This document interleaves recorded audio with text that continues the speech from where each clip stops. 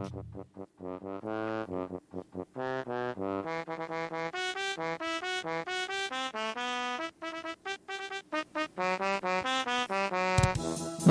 and welcome back to the podcast that drinks and knows things. I'm your host today, Luke, and we are doing our episode entitled Burn Dem Khals. We are recording on 12/22/2018, and we are covering Season 6, Episode 4, Book of the Stranger. Listen to the Drinks and Knows podcast on Radio Public. It's free, easy to use, and helps listeners like you find and support shows like ours. When you listen to our show on Radio Public's Android or iOS app, everyone benefits. So I've got an interesting panel here today for you guys. We are joined by Gumby of House Dog. Hey, it's me, Gumby. Santa's little helper of House McLean. Who's muted. Oh, ho, ho, there we go. John, Master Chief of House Condescension. Cover my back. On your flank. Good. You got my 6? Dead. And Lucifer means Lightbringer.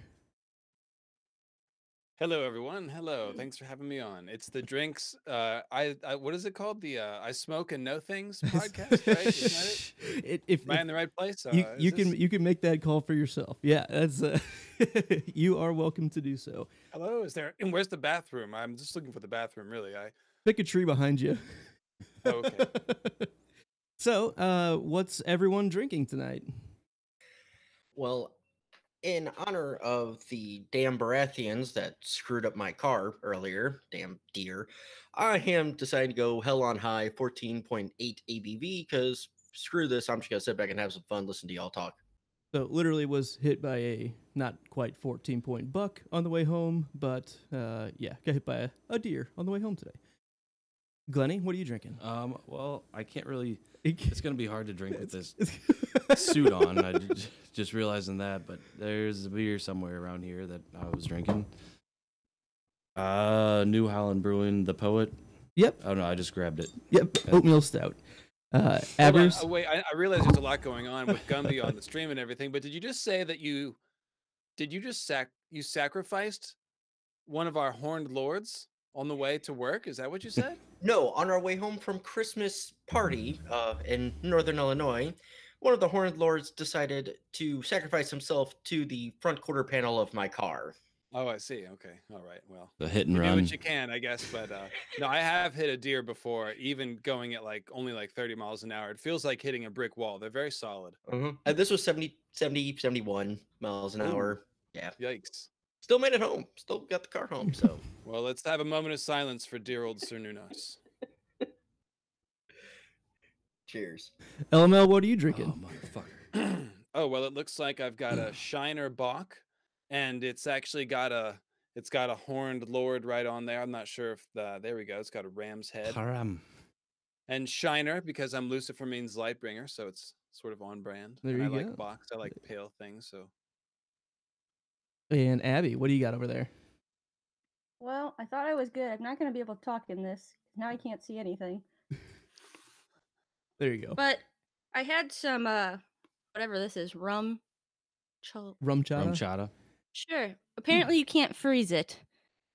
So Why not? I'm going to have, no freezing this one. So in about, 20, 30 minutes, I'm going to have a slushy. We'll see how that one goes. All right, there we go. So, LML, again, welcome. We are glad you could make it here today with us. This show and all of our shows at thepodcastthat.com are produced with the love and support of our wonderful Imaginary Legion patrons. Learn more about our reward tiers at patreon.com/stayimaginary. Friend of the show, can you tell us about some of your current projects and where people can find you? Well, you can find all of my stuff at lucifermeanslightbringer.com, and my YouTube channel is also named Lucifer Means Lightbringer. If you're looking for the podcast feed, then it's Mythical Astronomy of Ice and Fire.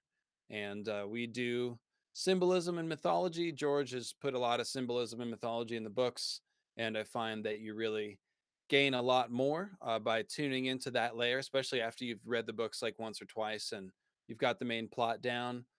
you start to see the mythical and the symbolic angle, and it's almost like a hologram popping out. You know, a 3-dimensional story almost becomes 4-dimensional, something like that. I don't know. I'm mixing my metaphors. You got me late at night. I'm drinking. What's going on here? But yeah, no, you get the idea. It's that's what we do on my podcast. I'm very much into mythology and symbolism, and once you get bit by the symbolism bug, and you sort of get into that stuff, then you just sort of fall down a hole, if you will. So yeah, it seems like every line has some little nugget in it that can be piecemealed into tying to different things here and there, and just doesn't really end.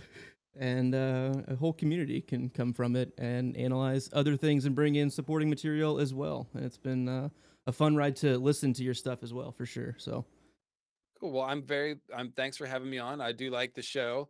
I particularly enjoy this episode. It was the one that I was requesting to come on for. I'm a big fan of it. I'm a big fan of it specifically, and I won't spoil anything that we're going to get into, but I love it because it's one of the examples of where they made up their own scene that wasn't from the books, but very much captured the spirit of the books.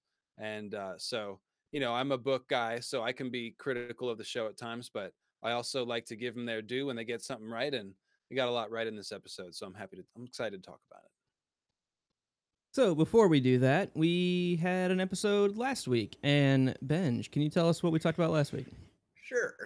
Sam enjoys a bucket while Gilly has fun with wordplay. Bran creeps in a joyful rewatch of a battle.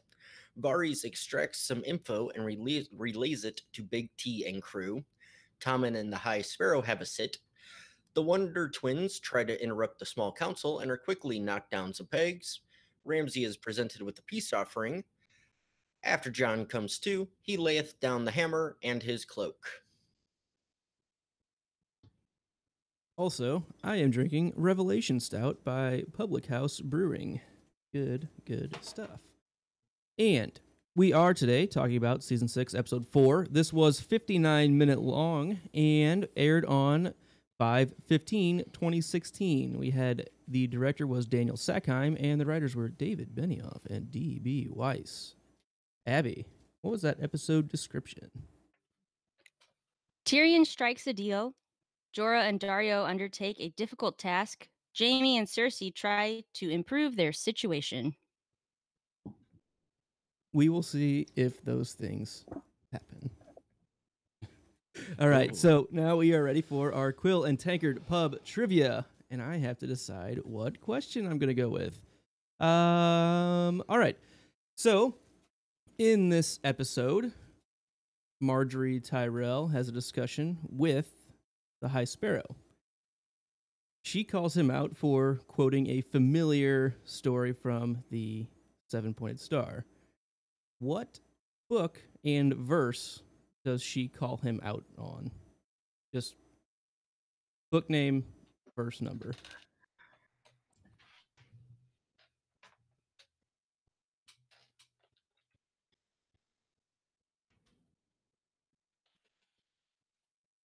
You do the music or no? Thumbs up if you have your answer. Yeah. And I think I got it. Dave, I think you are also muted.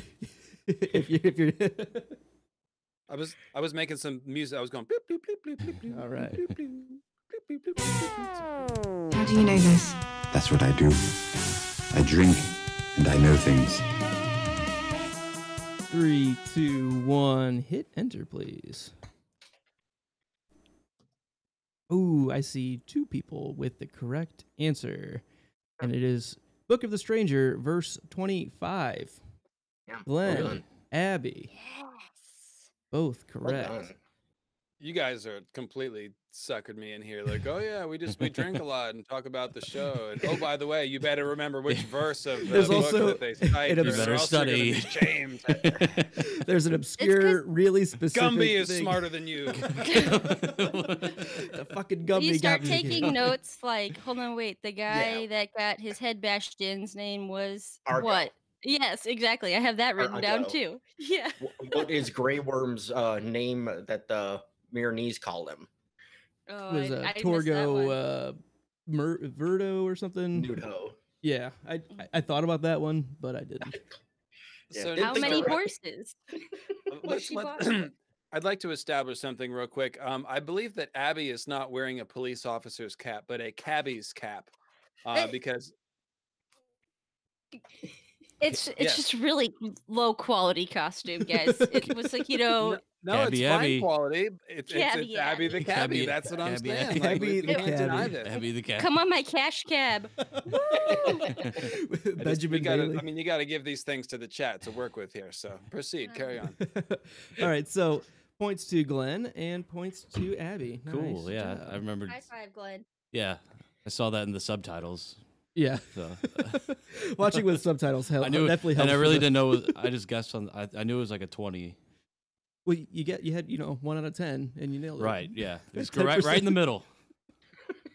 All right, so opening credits, we have Peter Dinklage, we see King's Landing, we see the Eyrie, Winterfell, Wall, Vase Dothrak, and Meereen. It's a little bit different than we've seen in the past couple episodes. We have the Eyrie again because we go there. And Vase Dothrak is back, Because we which go has there. been there a couple times. Do we go there? We went there, and a couple that are not there anymore as well. So, Dave, what are your overall thoughts on the title screen sequence, the music, just the whole production of it? Are you calling me Dave? Am I Dave tonight? Yeah, LML. Okay. That's cool. I mean, either way, might as well fully dox me. My real last name is actually Beers. So I was kind of born to be on this show. See, you're You're made for the show. This is right up your, titular alley. Although, as everyone knows, I'm more of a smoking dragon than a drinking dragon. But I'm drinking with y'all tonight. So what was the question now? So the title sequence, the title screen sequence, and music and all that. Do you have any overall thoughts on it? Oh, it's very stirring. I love the eclipse at the beginning with the Game of Thrones logo. It's my particular favorite. But no, it's lovely. Is Gumby picking his nose? What's going on? I think here? No, This is very there's like a little It looks like slot you're where picking your nose. I this can. is more than nose picking here. This is some sort This of. is how I drink on this show. Okay. So there's a little slot here. I'm trying to open it up. Gumby is a nose drinker. Everyone knew that. Everyone knows that. I guess we don't talk about what goes in and out of Gumby's orifices. That's not really fair. Yeah. He's a different anatomy. Than I think we might get a YouTube warning on going too detailed. Oh, I said orifices. That's definitely set off a trigger. So Okay, I'm sorry. we start Carry this on. episode at Castle Black, and we have Jon, Ed, Tormund, Sansa, Brienne, and Pod. Jon prepares to leave the wall when Sansa arrives to encourage him and to take what is theirs. Glennie. Yeah, so we basically see the scene is pretty much dominated by the Jon and Sansa reunion, but I found it interesting kind of right before Jon and Ed were kind of hashing out a little should he stay or should he go. With Ed's, it seems like he kind of feels a little bit betrayed that Jon's just kind of ditching him at this point, but as Jon said, he did kind of meet his vow or whatever, fulfilled all that, jazz. And I read the fine line. That was by my the out. letter of the law. how do I get out of this vow? I gave my Die. fucking life for this. I do feel like there needs to be like the taken up to the higher courts because A Ed does hearing? make a valid point. He says for all the knights to come. I mean, he's alive for this night. You have to be Whatever. you have to be dead I'm for on it. his side. I'm not fighting that. But if we're gonna get into semantics, there is that kind of loophole closure there. You can't bank on the word alive too hard. Yes. Right. So there's that. Abby, thoughts on this sequence of scenes? One question I have is, can the Lord Commander, I guess, step down and then name his predecessor? Is that the right word? Or successor? Yeah. And because we saw a big old vote, it was a big deal. Don't they vote their commanders in? So how does Ed just get to be Lord Commander? That part is a little questionable. Okay. Yeah. It's glossed over. Yeah. Okay. Let's not go through a whole nother election series Okay. of scenes. And he doesn't actually make him Lord Commander. He just says, you're in charge. You figure it out, go from there, kind of thing. He doesn't name him Lord Commander. He just says, the wall's yours, Gotcha. So he doesn't necessarily revoke his. That's like what I was wondering. He doesn't. I don't know. Doesn't revoke his Lord Commander title, really. But later on, he does say, "I'm no longer the Lord Commander." Yeah. He's in this episode. So right now, there's no Maester at the wall, no Lord Commander, no Vice Lord Commander, no Vice Lord Commander, no First Ranger. So you know how George talks about critiquing Aragorn's tax policy and shit like that? Like, oh, I like Lord of the Rings, but I'd like to talk about Aragorn's tax policy. So here we go. It's like some of the joyful discussions you can have with resurrection. It's like, well, technically, are you let out of your vows, or are you still Lord Commander? He's like, I'm friggin' dead, man. I gave my life. And he's like, well, yes, but technically, there are nights to come, and you're still here. So there's actually a quote from the book where they talk about this, and it of course comes from Dolorous Ed. It's Ed and John talking to each other, so it's kind of perfect. So it says, 2 men went through each house to make certain nothing was missed.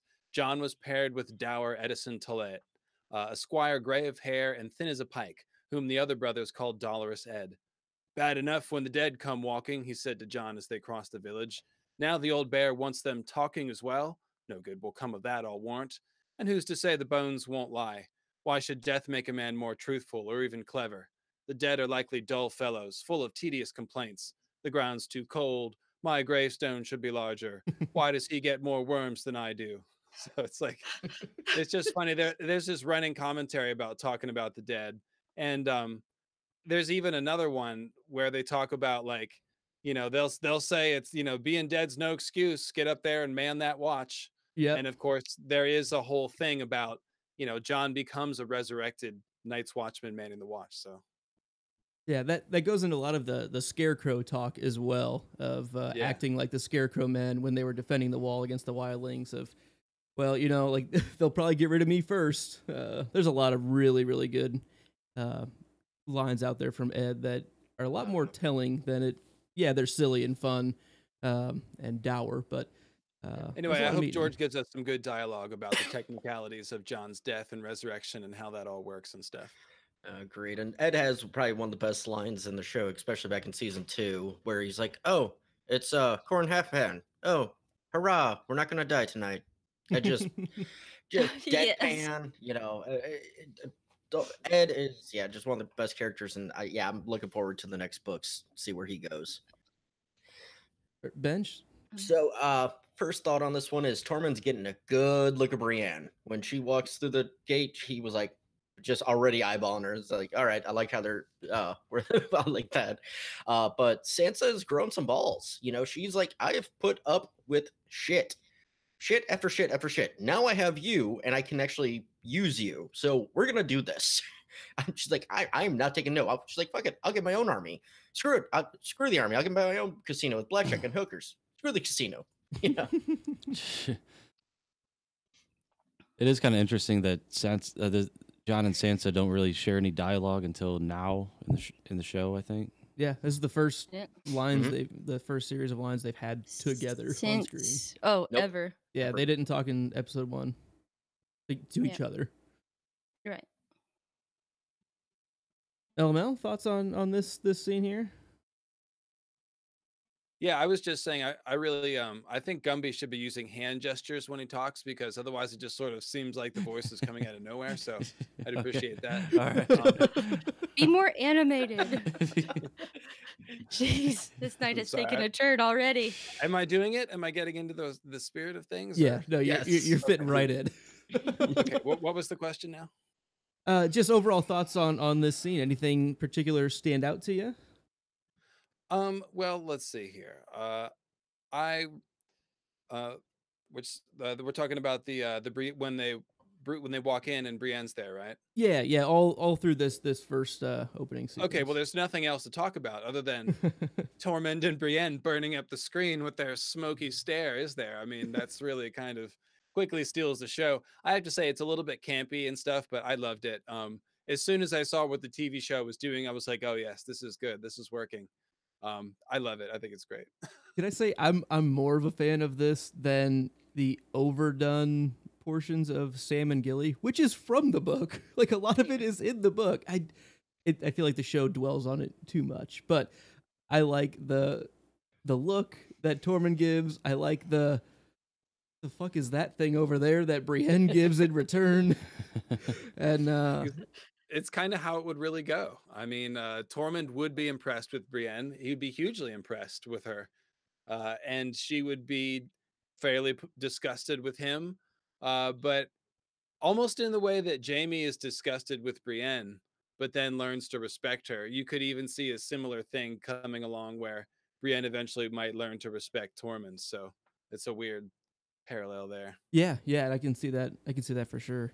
I definitely liked the Jon and Sansa discussion here. I thought it was pretty nice because they were not very good to each other, and they kind of start with that. I mean, they hug, and then they have this conversation where he is forced to accept her apology, which was kind of nice. It's kind of unneeded, and that's Jon's point. But to her, it kind of is needed to at least make it formal and say it out loud that it's cool. You were shitty to me. Let's get past that. Let's not make a thing out of it, and let's just be brother and sister like we never were, but probably like I was with all of my other siblings. And I like that they're kind of starting on that foot together. I think it reintroduces them to each other in such a nice way, instead of going, oh, well, I've been through a lot and I know that. It's just, hey, I was a little bit of a snot. I'm sorry. You were a kid. And you see Jon, how much he's grown, instead of being resentful and over to the side, upset by it. He's like, he has given her that pass that I think all kids deserve. You were a kid.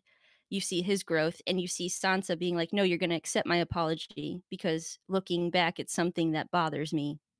And It's I've something grown too. That she has a regret beautiful. on that he needs to almost validate for her. And I think that's a big reason that they can start working together and not let that be a needle point in between them. Sorry for the use of needle without Arya in the scene. Come on. Arya. But I feel Abby, sorry. Come on. No, Abby, go for it.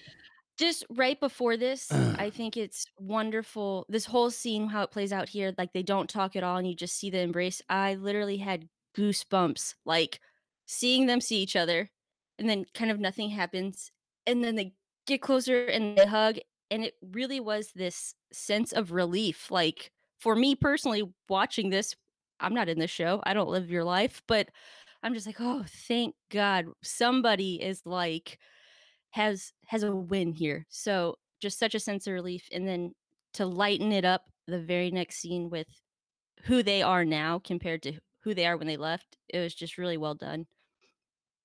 Yeah, I thought, R.L. Stein in this scene was really good, and the goosebumps that R.L. Stein brought to the table, it was just hold on, just really good. Yep. No, but I completely agree with you, and the thing that I really get from it in the long run is we haven't seen the Starks together in a long time now. I mean, very, very limited interaction whatsoever, if any. Season 3, episode 9 or 10 was the last one.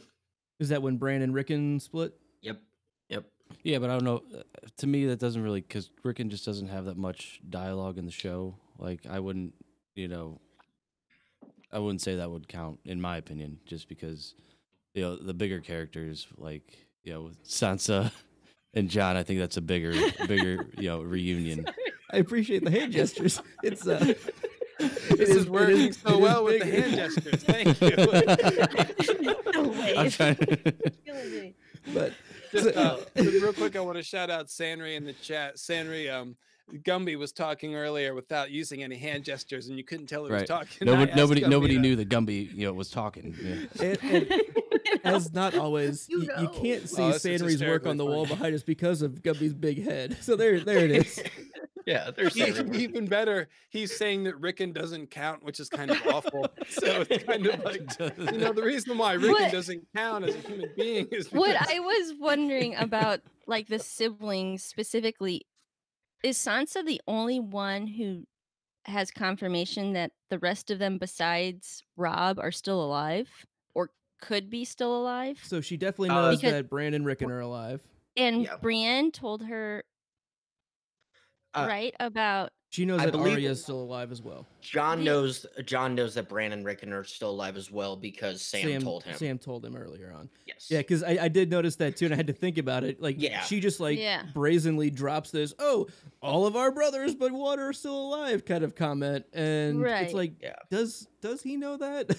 Yeah, I just was wondering who has. Nobody knows if John's alive or not. Anyway. Yeah, it's true. This is true. Actually, could I really quickly? I want to go back. I'd like to go back to what Abby the cabbie was saying and build on her point. Because actually someone promoted you to Captain Abby something. What was it? You got promoted, I'm pretty sure. Phil Captain Cabby Abby. There you go. Oh man. So. Much better than other nicknames I've been given. I really appreciate this tonight. There's the very disturbing Gumby orifice thing happening again. All right. So what struck me about the scene was that Jon and Sansa were not very tight at Winterfell. Even in the books, there's not a lot of scenes really with them connecting to each other. Sansa is mentioned as the one who first begins drawing the distinction between Jon being a half brother as opposed to a brother. And so that's really all we get with them. But what's interesting is that now 5-6 years later, whatever it's been, that relationship is suddenly incredibly meaningful because they're alone in the world now with strangers, and suddenly they see a face from their childhood, and it just sort of reminds you of how you take your family for granted sometimes, and you forget to call people if you live across the country or something, and then you see them again and you're like, oh man, yeah, my family's great, I love my cousins, I love my grandma, or whatever it is. And so it's just kind of that thing. You could feel that in the scene where like they maybe didn't value their relationship as much growing up, but now all of a sudden it has tremendous value, and that really came across. Yeah, that definitely makes me. That's a great point, but that makes me think of a line I remember of making your way in the world today takes everything you got. Taking a break from all your worries, it sure would help a lot. Wouldn't you like to get away? Sometimes you want to go where somebody knows your name and where your sister is no one.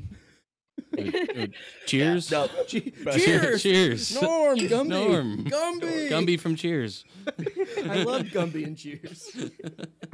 But no, and that's a great point, Alma. And it kind of shows that, Mackenzie in the chat made a great point here.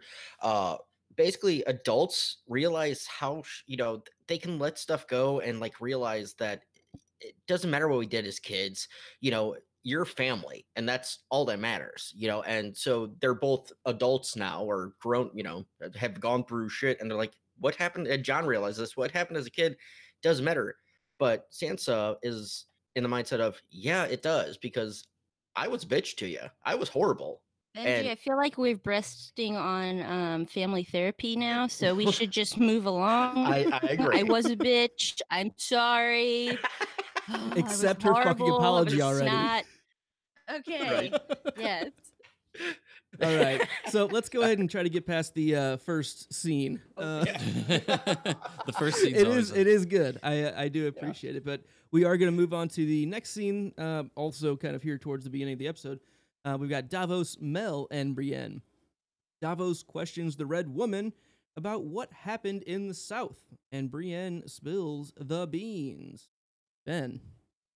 At this point, I'm just wondering, do you think Davos suspects anything nefarious with Mel, or he's just curious? Like, he just wants to know what happened to his little buddy, Shireen.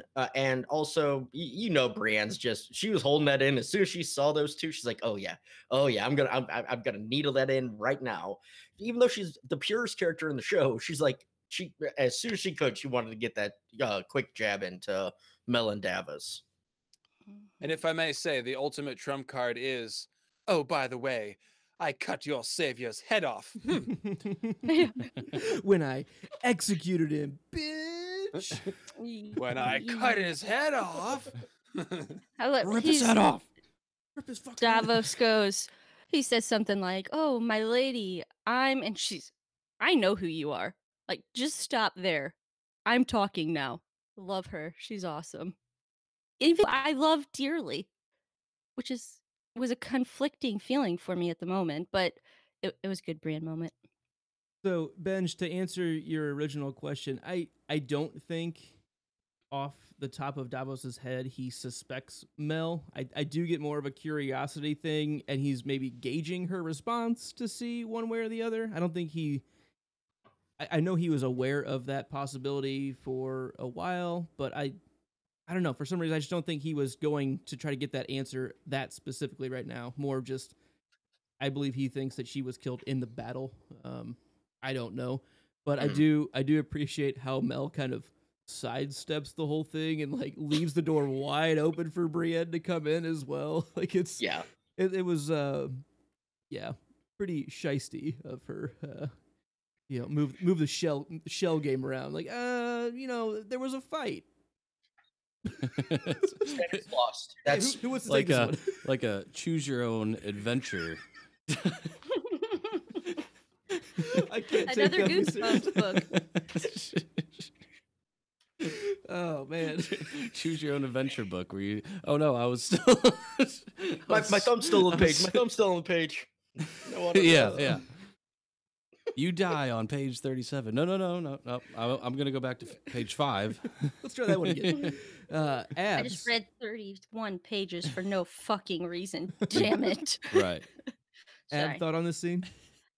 No, just other than what you guys have discussed and her just bossing it with the stop talking, I'm talking now. I love it. LML, any thoughts here? No, I just what I said at the beginning. It just shit was cold, man. She dropped it cold. Alrighty.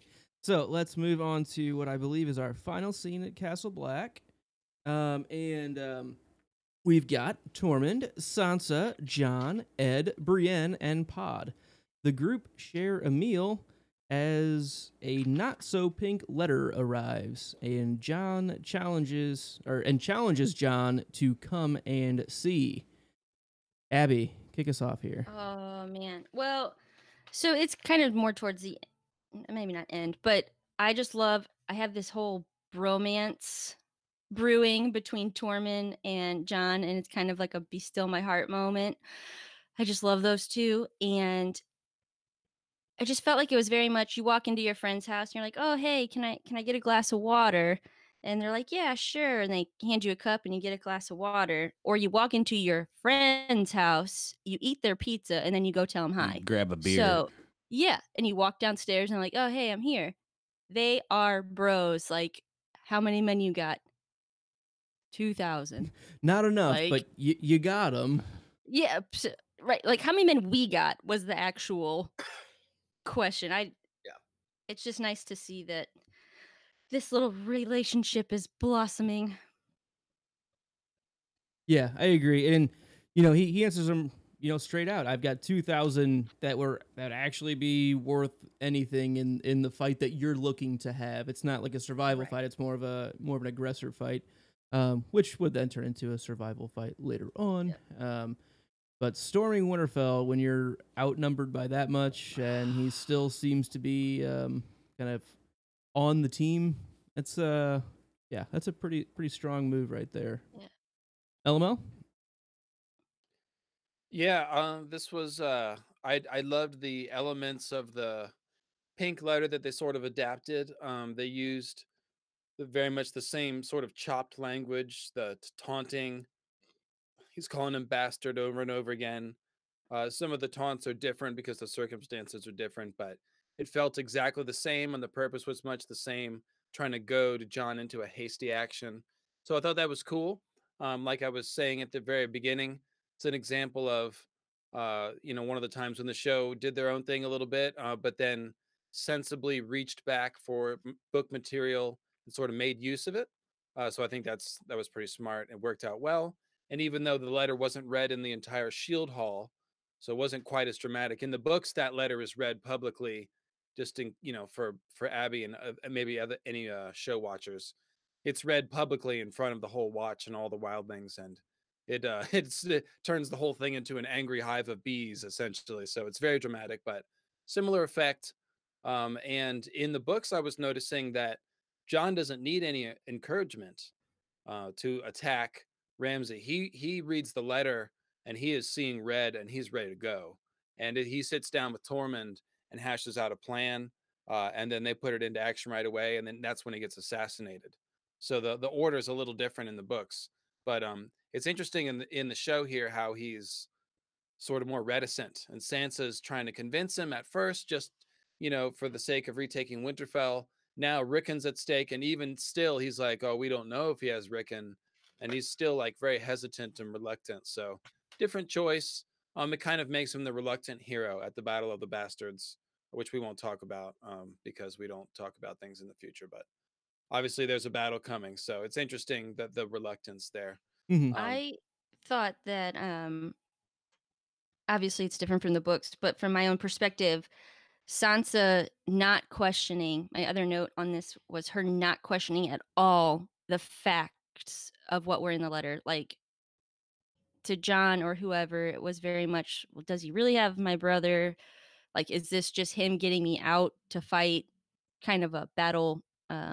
What's the word I'm looking for? Bluff. And Sansa takes it as fact. She knows Ramsay. She's like, nope, that this is what is happening. She doesn't question at all. Yeah. Bench? So I kind of have a whole thing on this one because shout out to the podcast or the last podcast on the left. They made me aware of this. But first, I want to say I'm so glad they got this in from the cockiness of Ramsay. It's great because now we've seen him, and like Sansa, we know it's all true. Everything that he's put in this letter, she automatically knows it's true. He's not a liar. He's just a cocky son of a bitch that is trying to draw John out, and Sansa knows that. But like I said, shout out to last podcast on the left because they brought up the Book of Revelations, which in the show version, because it is worded a bit different here than it is in the book. Here, I do have it all typed out. It's to the traitor and bastard Jon Snow. You allowed thousands of wildlings past the wall. You have betrayed your own kind. You have betrayed the North. Winterfell is mine, bastard. Come and see. Your brother Rickon is in my dungeon. His dire wolf skin on my floor. Come and see. I want my bride back. Send her back to me, bastard. I will not trouble you or your wildling lovers. Keep her from me, and I will ride north and slaughter every wildling man, woman, and living babe under your protection. You will watch as I skin them living. You will watch as my soldiers take turns raping your sister. You will watch my dogs devour your wild little brother. Then I will spoon your eyes from their sockets and let my dogs do the rest. Come and see. The reason I wanted to read all that out is the come and sees. It is a direct thing that is brought up in the Book of Revelations about the 4 horsemen of the apocalypse. Basically, let me see, where did that go? First line, I'm not going to go through all of them, and I saw a lamb opened one of the seals. I heard as it were the noise of thunder, one of the 4 be saying, come and see. So the show writers adapting the Book of Revelations, and as LML pointed out in our pre-stream, David and Dan grew up Jesuits or grew up in the church and everything, so they know Revelations and they know that. So them tying that into this scene, I just think is an awesome little kind of Easter egg to be caught, and I want to give a slow golf clap to it for that. So that's all I had. Thank you for my rant. Thank you for giving me time for the rant. You're welcome. No, I love that. That's coming strong. That's kind of stuff that I love. The show does different sort of clever Easter eggs than the book. It's a different medium, so a different style. But that's really cool that you picked that up. That's awesome. Yeah, I very much agree, and with what you're saying there, Bench.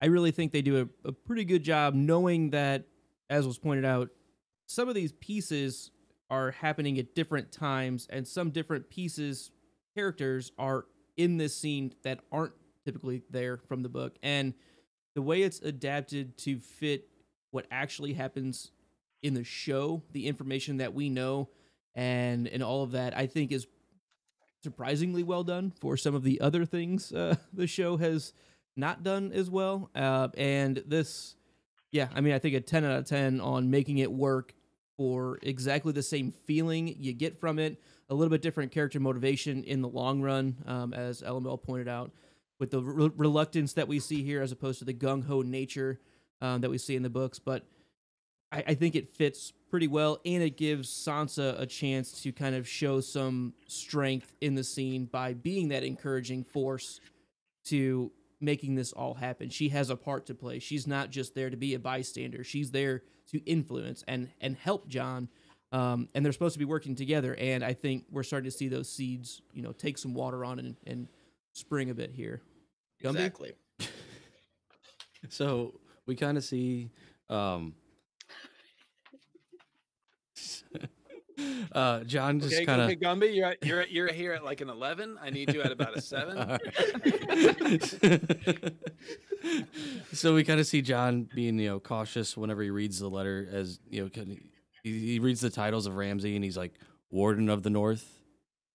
He's Warden of the North, and she's like, yeah, he killed his dad, apparently. Right. Lord of Winterfell, like, yeah, it's galling. Sansa wants to read the end of it and fully like piss John off, huh? Yeah.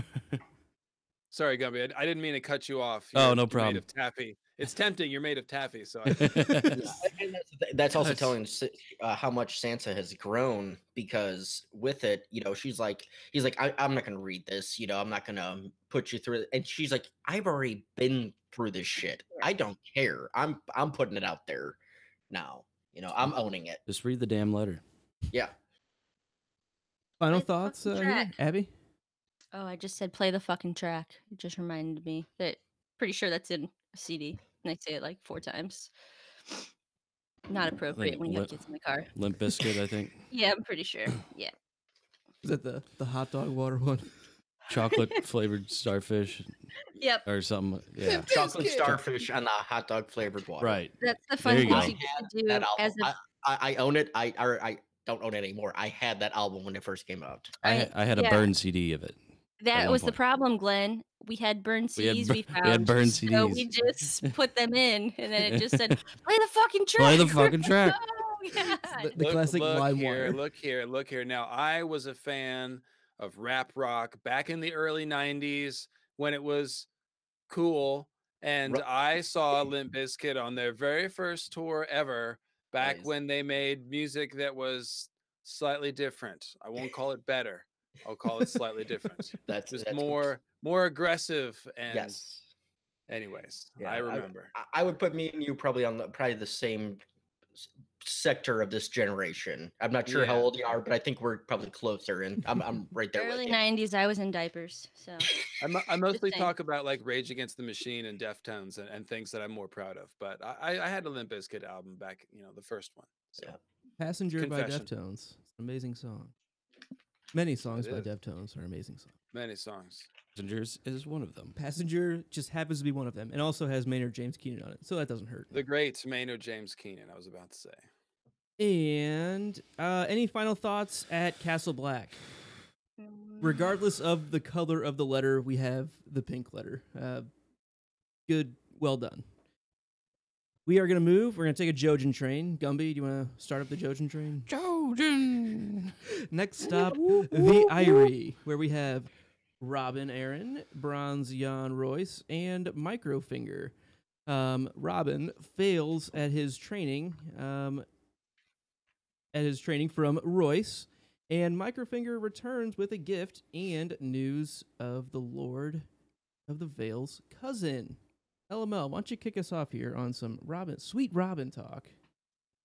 So I thought this was, if you're going to condense the entire Vale plot into about 2.5 minutes, this was half decent, because they you get this idea like, here's Bronze Jan trying to give young Robin the normal training that a lord would give, some archery, whatever.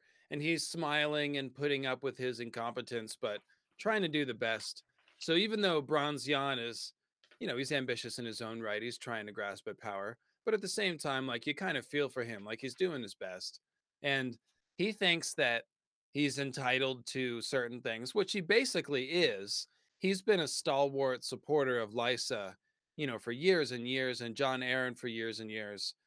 If Lysa was not insane, she would have been developing this alliance for a long time. And after she died, he would have been somebody that whoever came to power would have been looking to develop a good relationship with. But this is different, because now the person in power is some sort of quasi unstable or, boy or sickly boy is, whatever. He's traumatized, however you want to characterize it. He's not very stable. And this is sort of exposes the flaw of like monarchy and primogeniture and all that. Is like, we're now subject to the whims of a boy. And you can see it in the book too. Like Tyrion is wondering, how many people have been thrown out this frigging moon door because this little kid wants to make the bad man fly, mommy, make him fly. And you're just like, oh my God, this is monstrous.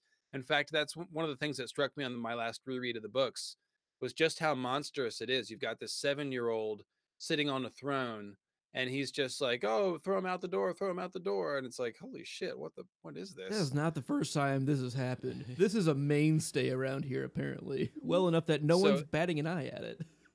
Yeah, so just to wrap up what I was saying, Peter quickly turns the tables and just shows him, he's like, yeah, you may think you're entitled to this or that, but the crazy kid's in charge and the crazy kid trusts me. So, screw you. And what do you think, little kid? Should we trust him? He's like, I don't know, Peter. What do you think? He's like, let's give him one more chance, I guess. And it's like, you can see Peter very quickly flipping the power dynamic. And that's essentially what happens in the book, is that Peter comes into the Vale and he flips the power dynamic on the Vale Lords using manipulation. So that's why I said it's actually not a bad job of coming up with one scene that acts as a microcosm for what actually happens in the books. That's pretty cool. Yeah, I agree. And I think Jan Royce here is really kind of walking a tightrope between honor, which I think he's probably a fairly honorable guy. He's done his best. He's trying to do the right thing here.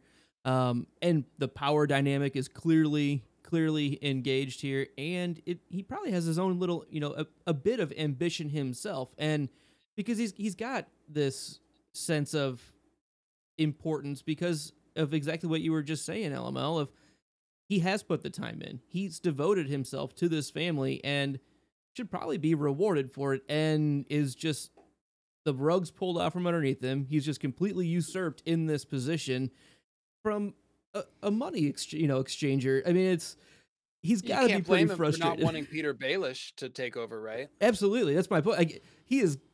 I'm kind of with Bronze Jan Royce on this one. It's just like I've done what I have been taught to be the right thing. I'm treating my liege lord well. I'm doing my best to help this not the best situation along, and I'm just getting cut off at the knees for what I'm able to do here. And yeah, Microfinger just kind of rolls in and shows exactly where the true power lies in this scene, and it's not surprising. I mean, Microfinger pretty much always hits above his weight class. So, Gumby.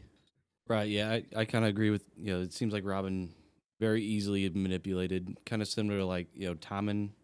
It just remind me of kind of like the way Tommen, through the last kind of season and a half or however long he's been, has been kind of like told what to do and told this is what we need to do and stuff like that, instead of, him being empowered to make his own decisions. And then another thing, when was the last time Robin was on?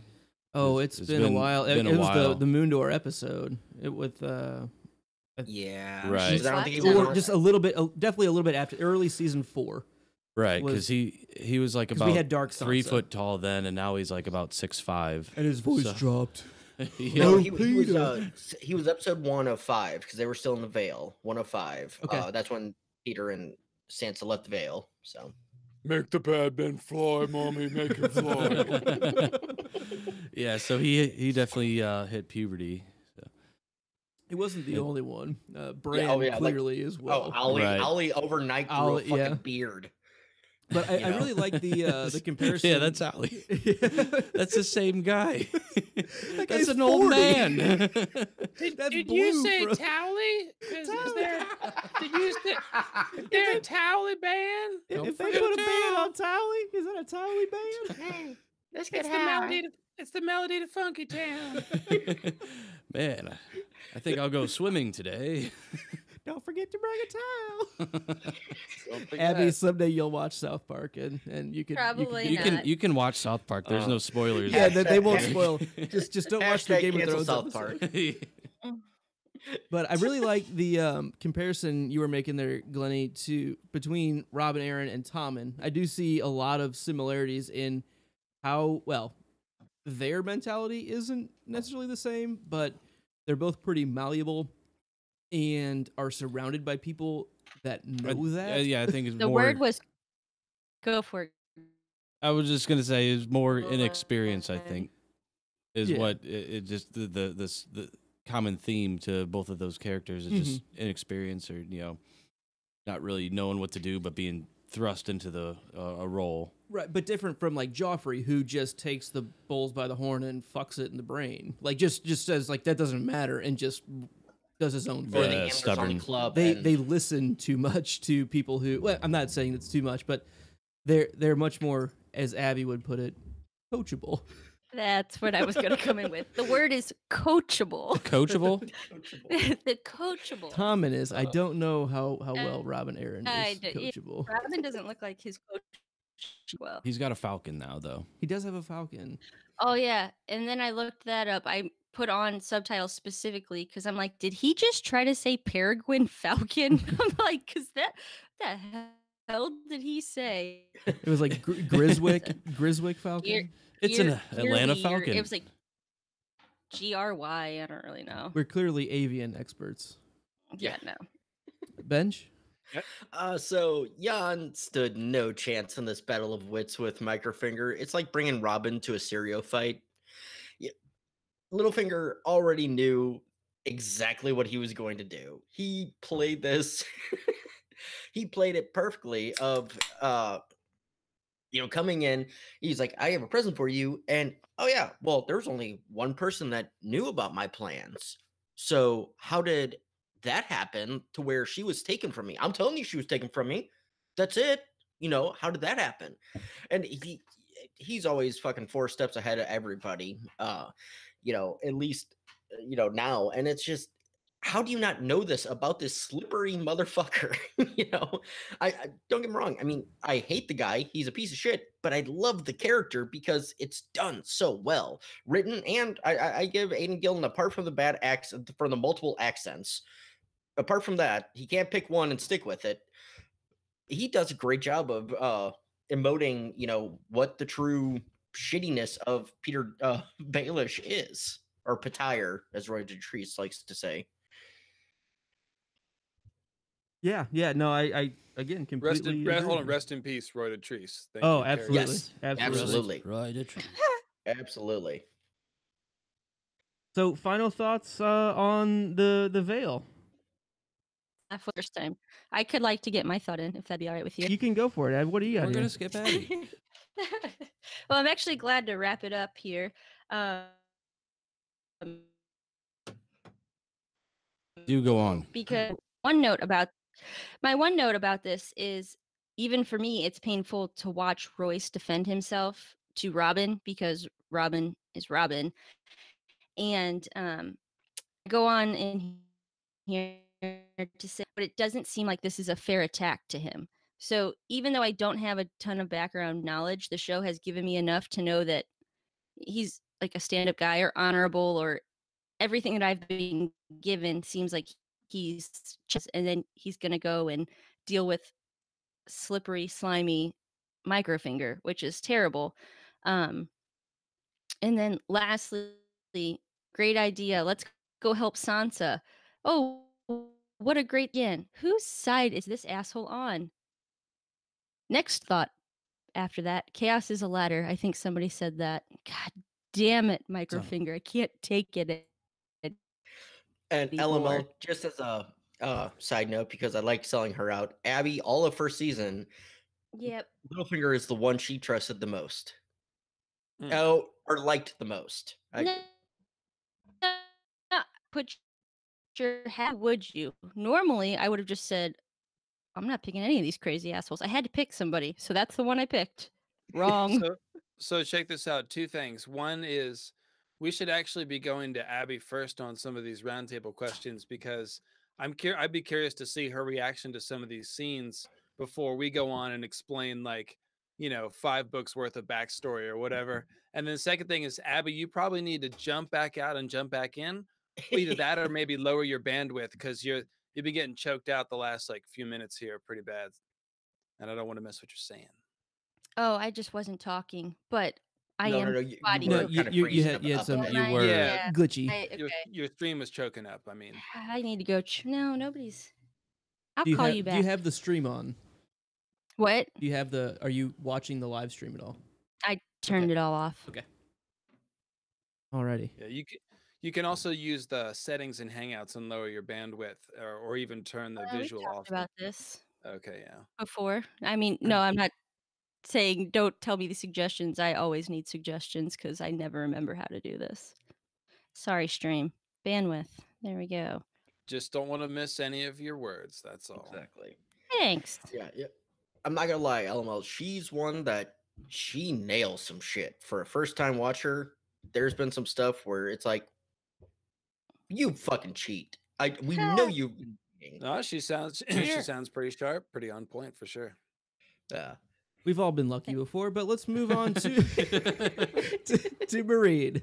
We'll take a Jojen jet over to Marine, and we have Tyrion, Varys, Missandei, Grey Worm, Wise Masters of Astapor, Yunkai, and Volantis, and some former slaves. Tyrion meets and treats with the Wise Masters and gives them the terms to broker peace, much to the chagrin of Missandei, Grey Worm, and the other former slaves. So we'll take some advice here. And Ab, what are your thoughts here? Lord. Well, now I get doing bandwidth shit and all sorts of things. Okay, but anyways, so Well, Abby, let me frame it to you in a question. I'm looking at your notes here, mhm. and this is a really interesting topic in the fandom that we've been debating, which is the ethics of Dany's entire foray in Slaver's Bay, and the whole idea of a foreigner coming in and ruling something, and we're getting rid of slavery, and that's good, but you're also upending the power structure, and what comes after, and what about the agency of the people involved, and what about the French Revolution? Didn't that sort of go south? And so how do you see that whole dynamic? Because they're touching on it all throughout these scenes in this city, and that's really the main core of it to me, is like that whole dynamic of slavery replacing it. Well, So. my biggest thought on that is I just watched Les Mis last night. Coincidence. Let's go. Yeah, anyways, but as far as I feel like it's a good thing Tyrion is there. I don't really have much insight as to if she's doing it correctly, if she's not, or has she thought about going on beyond this, because I think she goes in with the pure heart of, I want to end slavery. How do I do that? And has taken steps, but doesn't necessarily have the Google Sheets outline of how this should go down.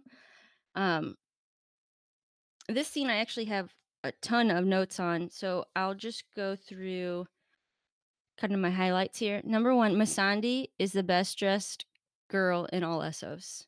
She would win it for sure. Those pants she could wear in New York today.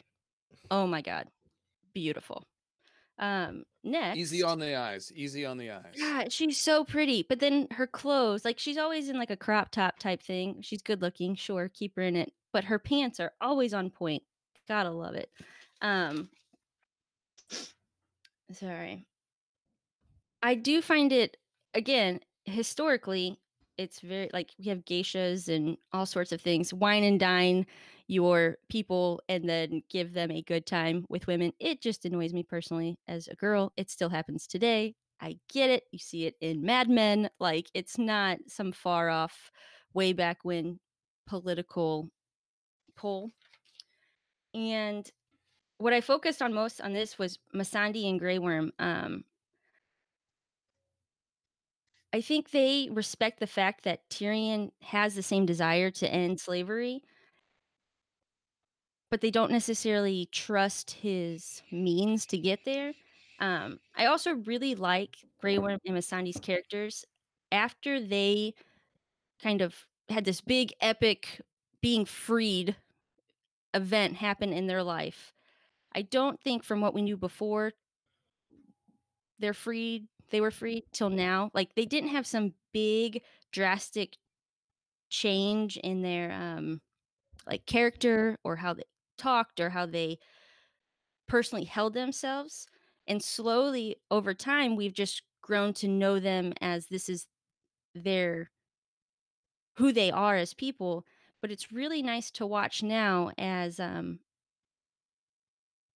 you know, we blatantly see them disagreeing with Tyrion as they are free people. Like there's no blatant this is how Grey Worm's going to act now that he's freed. He's going to be outspoken and blah blah blah blah. We just kind of have had this gradual acceptance, and I think like this scene right here where they're really disagreeing with Tyrion and they're not fighting him, but they're just using their voices to disagree as equals shows just how free they are, which I don't even know if that makes No, sense. Luke. those are great points. Those are great points. And it's more real for them because the people outside the walls literally want to put Missandei and Grey Worm back in chains Right. and probably treat them worse than ever. So that's real talk when they say, no, you don't understand. She asked Tyrion, wait, how many days were you a slave? And he's like, oh, long enough to understand or long enough to know. And she's like, no, not long enough to understand. I just see them as seeing themselves as like wholeheartedly freed people, and the idea of going back to that is so terrible, and he could not fathom it. So it just kind of hit me like, yes, I guess they still serve, but they are free to do as they wish. Yeah, and to touch on that, I like that even Grey Worm kind of struggles with that. You know, he has this ingrained. It's a part of its personality at this point. I mean, that's the only thing he's ever known, and he struggles with it a bit here and there. And he calls it out that, you know, I'm loyal to her. I'm not loyal to you, and what you're doing to me seems to be wrong. But he still kind of ends up going with it because he is learning how to start making his own choices and taking some of those reins back in his own life, which he's never had a chance to flex that muscle other than leading over other people. But that didn't really happen before he gained freedom. He was put in this position after the whip was broken. And I like that we see them struggle with it, and they struggle with the decisions that Tyrion's making on behalf of all of these other slaves, that they struggle with that because it's very realistic, but they also kind of end up needing to work together and trusting Tyrion a bit here. And please continue, Em. Well, like a unified front is better than a division in your hierarchy. So that's definitely the way to go. I think even today, if this was a real life situation and maybe not about slavery, some places that, you know, possibly could still be a thing, where this decision would have to be made, you're always going to have those two camps that are going to go in with, you know, let's do this diplomatically. Let's hash out terms. And then you're going to have the other camp that's just go in, fighting, burn them all down. And it's hard for me to sit here and be like, yeah, Tyrion, this is totally a great idea as a modern, you know, person, because every part of me is like, just go in there and tear them apart. Like rid the world of them, even though. Yeah. What else is fire and blood good for if not slavers? Right. Like just, I don't disagree with him. I feel like very much just as they do. Like, I guess I don't disagree with him, but like they're wrong and they need to go. Let's wipe them off the face of the earth. I don't know. Tyrion's okay. Yeah, no.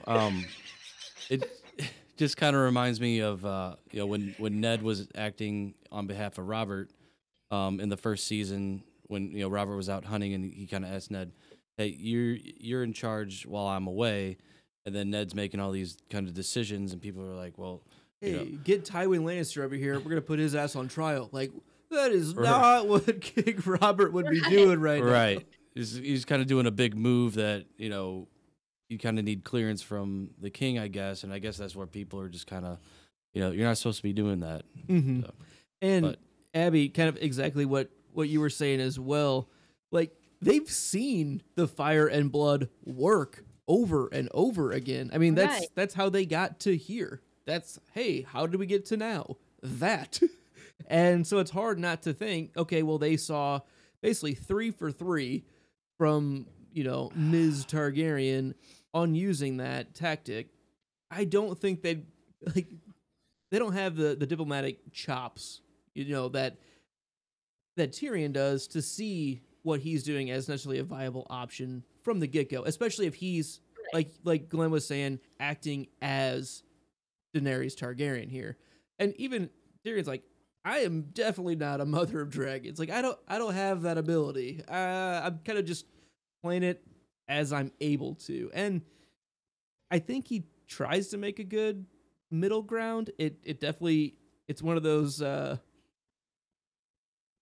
of situations, negotiations that neither side is going to end up happy. So maybe it was a good negotiation.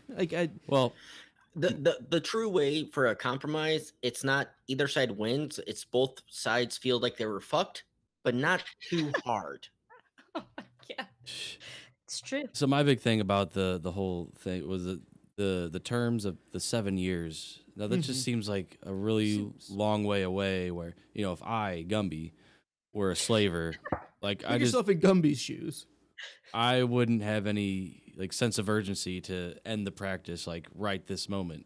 You're not gonna start taking steps right away. Hey, we'll see you in 7 years, and you better end that shit, or I think why it's so difficult too is because 7 years sounds decent, because instead of just saying, okay, you have 30 days or a year, maybe in these 7 years we set up programs that teach them how to make money. This is when they're getting taught how to supplement their income so that the systems, once slavery's gone, look, I'm defending Tyrion, even though I'm like, burn the mother down. But it's just I don't know, it's a hard decision to make, because So, Abby, a little inside baseball. Dave and Dan had actually originally planned on having a 7-year gap between stories, so storylines could build and everything. I'm pedantic a little bit. No, George actually did have a plan for a gap, like hey, we're gonna wait like 8 years or 7 years. Time has passed. And 5. then, what was it, 5 years? 5, yeah. Okay, yeah, 5 years. And so I was just being kind of an asshole when I said that. But so that was even Dan's plan with this scene is, we're gonna give you 7 years and we'll come back to it. We'll just skip it. I see. Right. Yeah. We'll send you an email whenever your 7 years is about to expire. And then... An alert. Exactly. 30 days prior. Yeah. So I just found it interesting, like the perspective of the people involved and how it informed their view. Like I said, Missandei and Grey Worm used to be slaves, and they've got some pretty horrific stories to tell. And so their view is a certain view. And Tyrion is a privileged person. I mean, he's comes from a ruling family in Westeros. He's known luxury.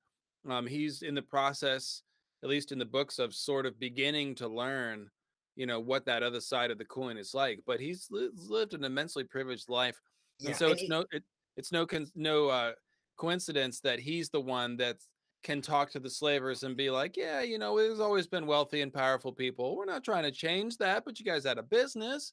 We're just trying to negotiate. Like, that's not something a former slave could really say.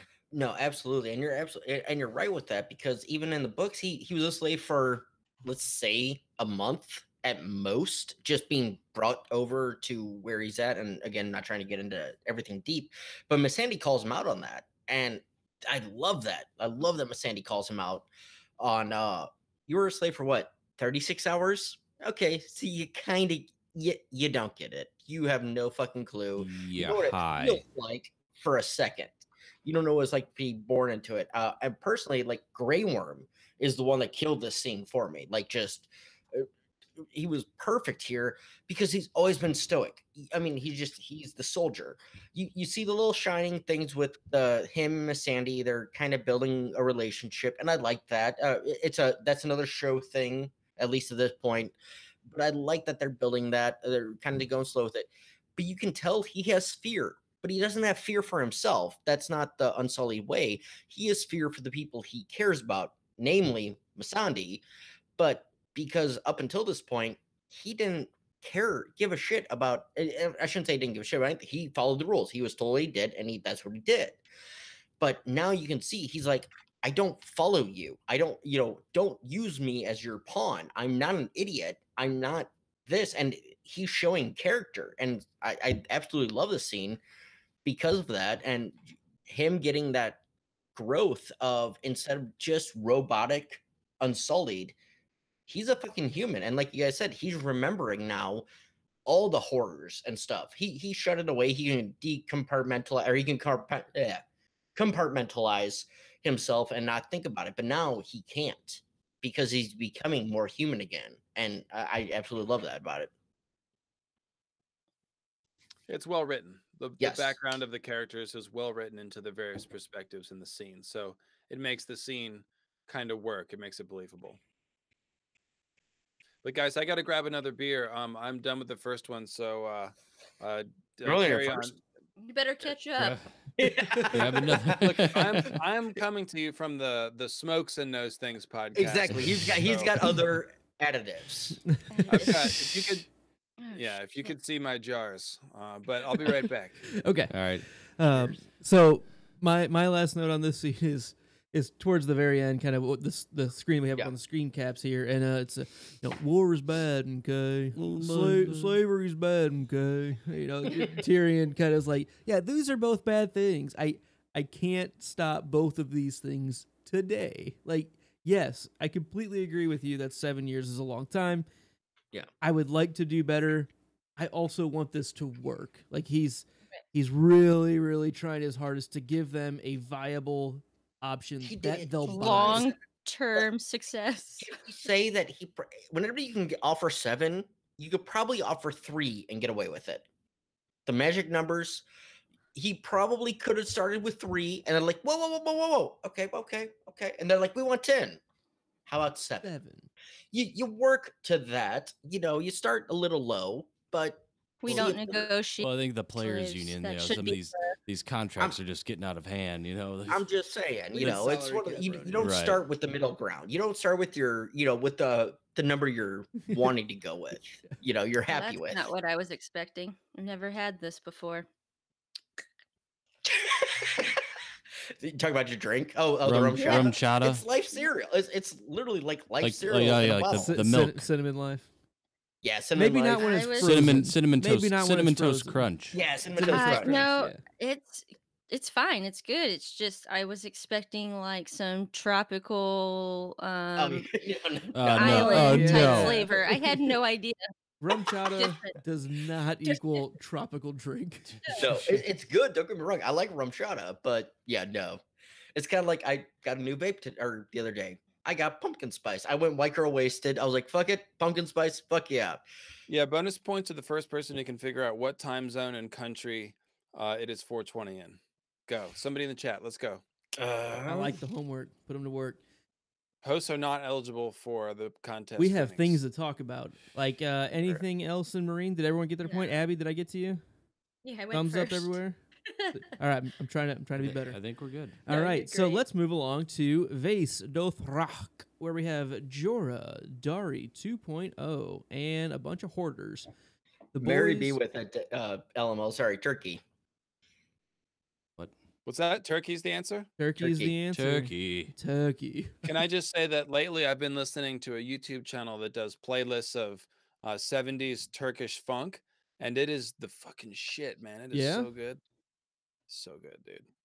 It's like 70s funk, like really greasy, wet, like movie soundtrack funk, but with like really passionate, like sort of Muslim singing over top of it. It's like, it is just dope as fuck, man. Do me a favor and link that in the chat if you, or I will. I've got it on tap. I'll drop it right in there. Yeah. So the boys slip into the unarmed city and have to cover up for Dario's arrogance. Ben, why don't you kick us off on this one? Yeah, so Dario turning the screws to Jorah. She's a wild one. You think you can even ride a dragon, old man? You know, she likes to buck and go. It's like, Why you gotta be a dick about it? Fuck you. why you gotta be a dick, dude? I mean, it's like, come on. I get it. Like this Dario 2.0. I Most interesting Dar- Dario in the world. and Luke, I'm upset with you because you didn't read how I had typed in Dario 2.0. Well, Damn it, Luke. I probably am not going to read it that way ever. I know. You son of a bitch. It just I get the way he's trying to play this character. I stick with the Ed Screen. If he was doing this, it would be so much different because the Ed Screen Dario would know he's better than Jorah and wouldn't have to needle it. Can we call him Fabio Dario, please? Fabio Dario. Fabio that's versus fine. Dario. Yeah. Yep. Fabio Dario, yes, he is hot better than Dario. Jorah, and he would not give a shit about actually making Jorah feel bad. This Dario thinks that Jorah is still technically a threat, or could be a threat for some screwed up reason, and I don't like the way it's played with that. And it's like, dude, you know it's not going to happen. I do like this is when he notices the grayscale, and he's like, oh shit, it's like, you know what happens? And Jorah's like, no, motherfucker, what the fuck happens? Tell me. Like, I haven't been around here for 60 years, figuring this shit out. So I like the scene because it's well acted, but I don't like the way it's acted, I guess is my way of saying it. Like, it's not a badly acted scene. It's just a shitty scene. I don't like Dari 2.0. I just don't 2.0. like 2.0.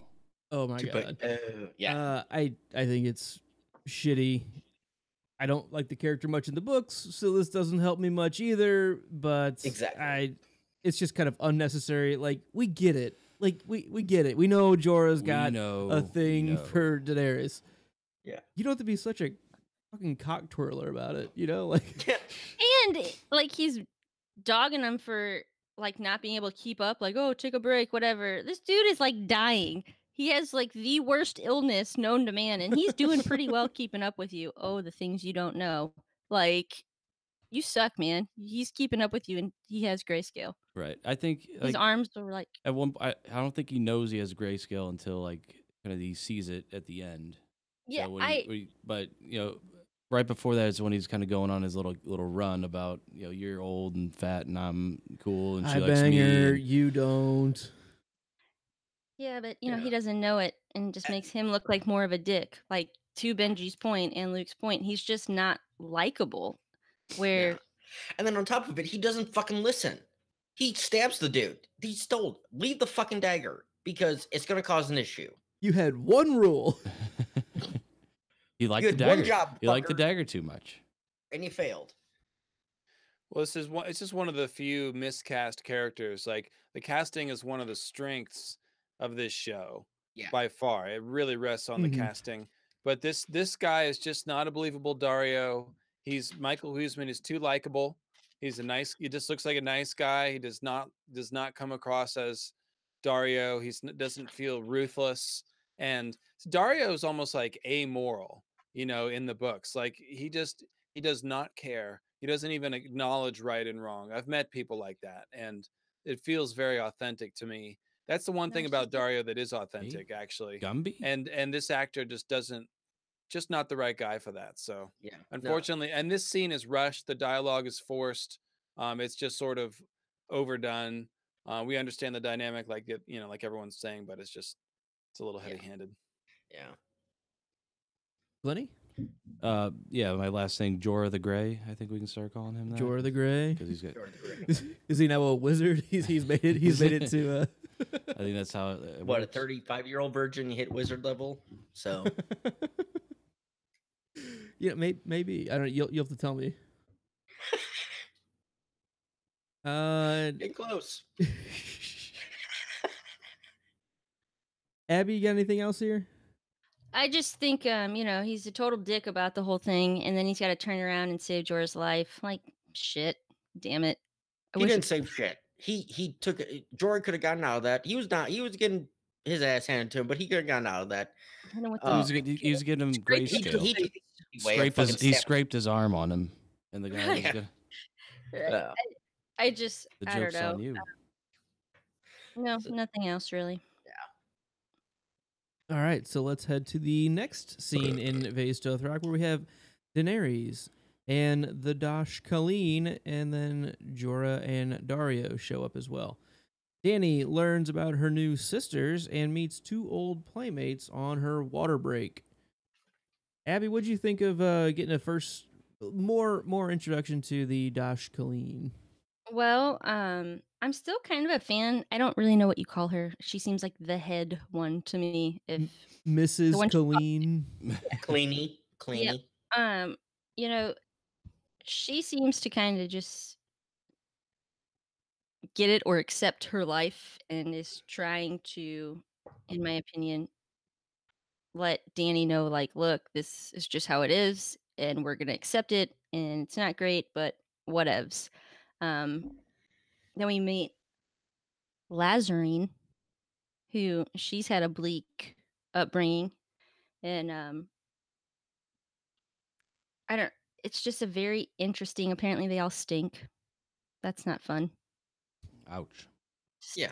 They all stink, and I mean, they live in a grass sea, so not much water around. yeah, I They're gonna make water. just don't think it would be a place that Dany wants to be, anyways. And then you put in this room with incense and smelly women, and the hens are all talking. I would want to get out of there too. Not talking to her, talking at her. But I do think it's funny, like,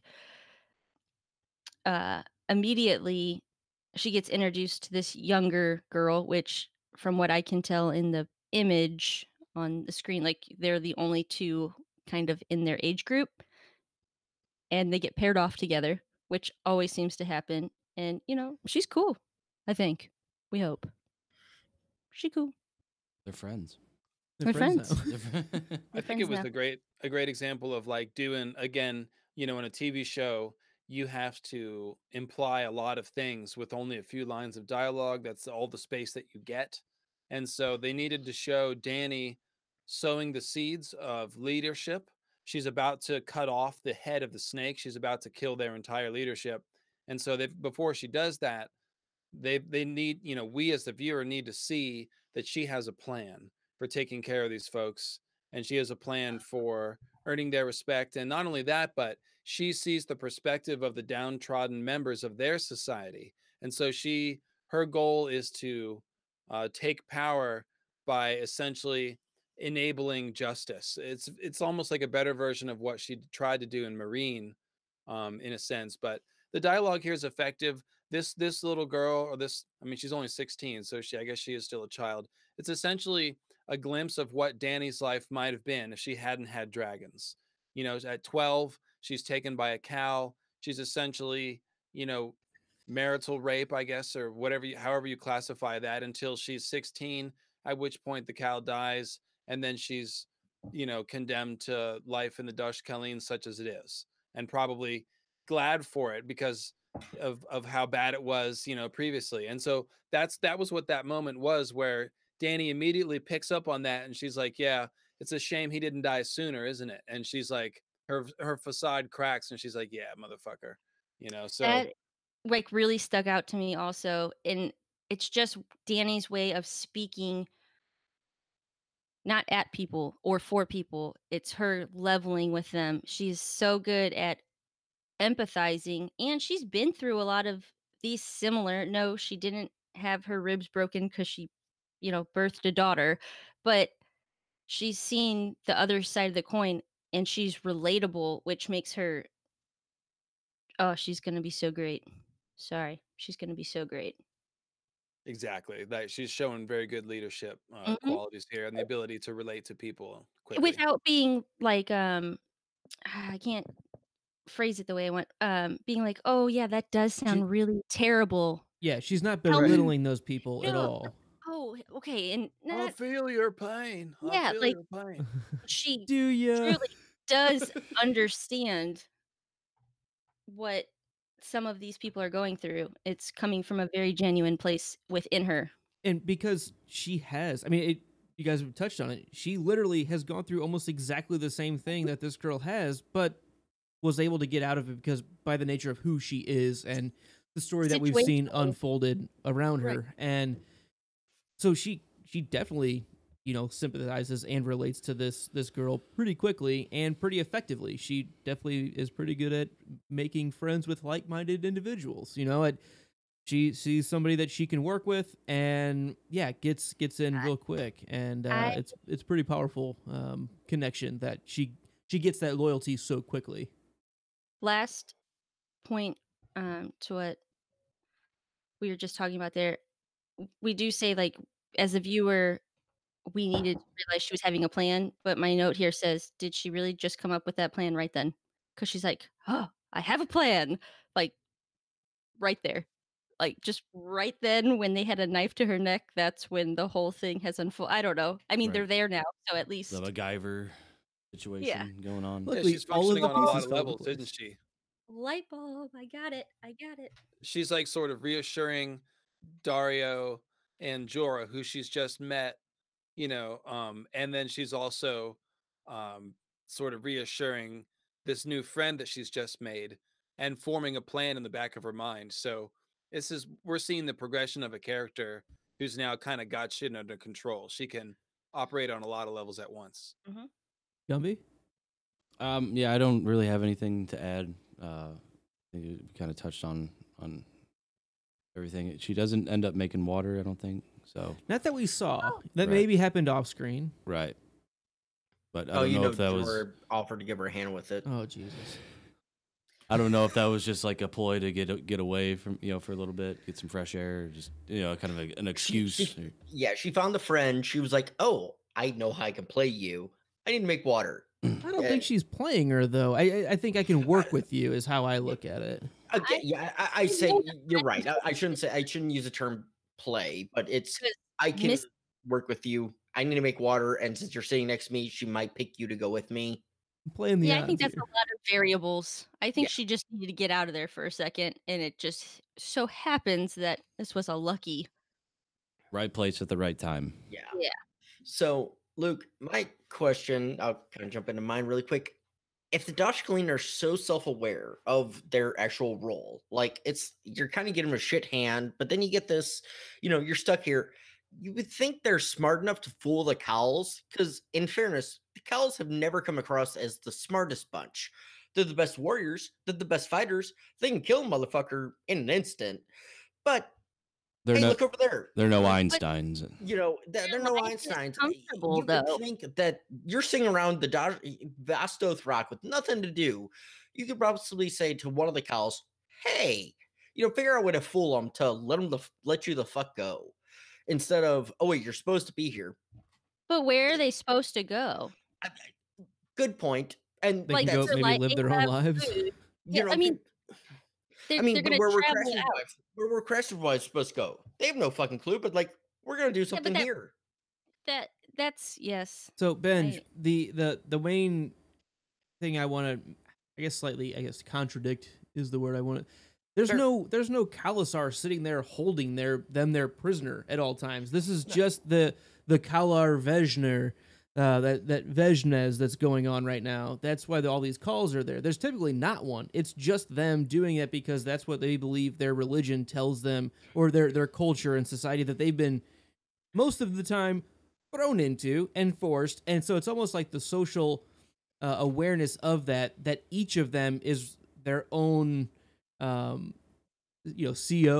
at the prison and holding the other ones all accountable. So it would have to be a numbers of them just leaving, and they won't do that. It just seemed like in this scene, it felt like they were self-aware of, we were all kind of thrown into shit situations, but now we're kind of trying to make the best of it. But none of them have the mentality to be like, you think this is really the best option you have? And again, it might be, hey, you know what? We're the goddesses, for lack of a better term, of this, religion. So yes, let's own it and let's do it. I get that mentality, but at the same time where you're like, well, I was this and I was this and I was this, and now we're stuck here. It just seems like you're kind of self-aware. You know what you're talking about. You know that this kind of situation sucks. Somebody would have been a mover and shaker before this point. Exactly. Yeah. I can see that. So that's kind of my only thing with it, but I get it with the religious fanatic fanaticism of And it. I think she even says, like, we have meaning, and giving meaning to somebody's life, even if it's small, that they get to hold on to something allows you to endure, and they do feel like they have some type of prestige, which Exactly. what are No, you going to and go to now? yeah, Like, and so I mean, I understand it. It's just one like watching the scene. It was like something would have happened before before this. this. Yeah. Yeah. So that's all. Well, that's the whole thing about Dany having dragons, is that she's the only one with dragons. She has a force, weapon that nobody can equal. None of the previous Dosh Kalin have been a dragon lord, and so she has the ability to upend power structures that have been in place for centuries. And the same thing goes for Meereen and Slaver's Bay. It's been a slavic culture for centuries and millennia, but along comes somebody with dragons who was a former slave and isn't too keen on slavery and has a motivation to upend the power structure, and she can do it. And so this is basically one of my favorite topics in the books to discuss, is this concept of the fire of the gods, which is basically just a metaphor for great wisdom and great power, the knowledge of the gods. Like in our modern society, the fire of the gods is basically science and chemistry that allows us to go to the moon and, like grow new limbs and organs and shit. But we can also create diseases and nuclear bombs. And so it's this dual edged sword. It's the sorcery without a hilt. And we're trying to hopefully grasp with it and do well with it and not destroy ourselves. And that metaphor works for magic really, really well. Martin uses it quite a lot. And Dany has dragons. And so it's a question of what is she going to do with the dragons? And it's encouraging that so far she has been using them to free slaves and upend power structures that are, for the most part, in need of upending. So, but that's the great question: is how will she turn out? Will she be a mad king like her father, Mad Ares, and use her dragons, for ill, or will she use them to free slaves and hopefully fight the others eventually?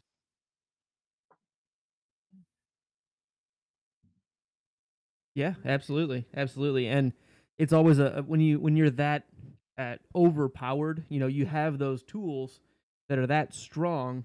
It's very difficult to know that you're always doing the right thing, and especially because she questions things all the time, and which is healthy, and it's scary when someone who basically it's scary when one person has that much power in their hands, and so far, like you said, she's done a really good job, but it's a fine line between responsible and just doing whatever It the is. fuck you want. And Even trying to do a good job, if you make a mistake with dragons, it's a bad mistake. yeah, So, good intentions only go so far when it ends up badly. and the same goes for just power. Like when you're in power and you make a mistake, thousands of people can die and suffer. And so everything is, and George loves that. George loves showing the difficulty of ruling. That's what the Iron Throne is about, as a metaphor. The ruler shouldn't rest easy. The act of ruling itself can sort of cut you apart. That's the whole thing about power and responsibility. All right, so we'll come back to the very last scene at Vase Dothrak at the end of our episode. But before we continue on here, we're going to do a quick Audible shout out. You can get a free 30-day trial and a book on us. Get Tad Williams' first book in the Memory, Sorrow, and Thorn series, which I found out about from LML's Between Two Weirwoods stream last weekend. I started reading the Dragonbone Chair this week, and really, really cool start. I'm not all that far into it yet, but I can definitely see some major similarities on tonality. It definitely doesn't follow any similar structures on how the narrator is set up. It's a single character for the most part that I've seen so far, but really, really cool stuff. You can always tell good writers from bad writers by how quickly you get engrossed into a story, and I'll tell you pretty early on, I can dig the way Tad Williams is writing here. It doesn't feel Cool. it doesn't feel rough around the edges to start with. So definitely check it out, and you can use our Audible affiliate link by going to thepodcastthat.com/support us today. And check out awesome. Bookshelf Stud and Gray Area in the future, doing more stuff with that series, I would imagine. It seemed like that was the major takeaway, that there's going to be a lot more on this stuff coming out. And there's new books in the sequel series that have just come out as well. So, hey, LML, really quick. Sorry, can you link that again in the chat? I don't know. It showed up to me as a mod, but I don't know if it showed up to everybody else. I will copy what you put and put it in. And paste. Here, I'll give it to you in our little perfect. Yeah. Google chat, and then you can share it. But yeah, that was a fun time. Gray Area gets all the credit. She did a video. She's done a few videos actually on the links between Memory, Sorrow, and Thorn and A Song of Ice and Fire. George has said that Memory, Sorrow, and Thorn is the series that inspired him to start writing fantasy, because before then he was mostly writing quote unquote sci-fi, although there's a lot of magic and fantasy in there. And then something about Memory, Sorrow, and Thorn, which came out right before he wrote Game of Thrones, convinced him that he could do an interesting fantasy series. So it's almost like he changed George's idea of what was possible. And so if that alone doesn't make you want to read it, then you can go with Luke's recommendation about how much he's enjoying it so far. And it's really great. I mean, it's the correlations are just overwhelming. And since there's a new series coming out, it's all the more reason to get caught up. So I'm about to do the same thing as you and use my Audible subscription to score that one. All right. Yeah, we'll have to have some conversations in the future once we know more about it. So yeah, I think Go ahead. Sorry, just real quick. Bookshelf Stud and Gray Area. We're talking about getting the Reddit, the subreddit for that alive and kicking, because I think Bookshelf has the rights to it. So nice. Oh, did we get a appearance from Narrow Sea or Beer Hog? Neither. Clovis. Oh, Clovis. Okay. Clovis is here. So let's go to King's Landing, where we have Marjorie, Septa Umbrella, High Sparrow, and Loris. The High Sparrow reveals his reasoning. Marjorie is allowed to see her brother. I'm going to jump to my comment real quick so I can walk away for a minute. But Loris, not worth much in the end, I suppose. Kind of reminds me of Renly, I guess. Yeah. Just in the, Copper.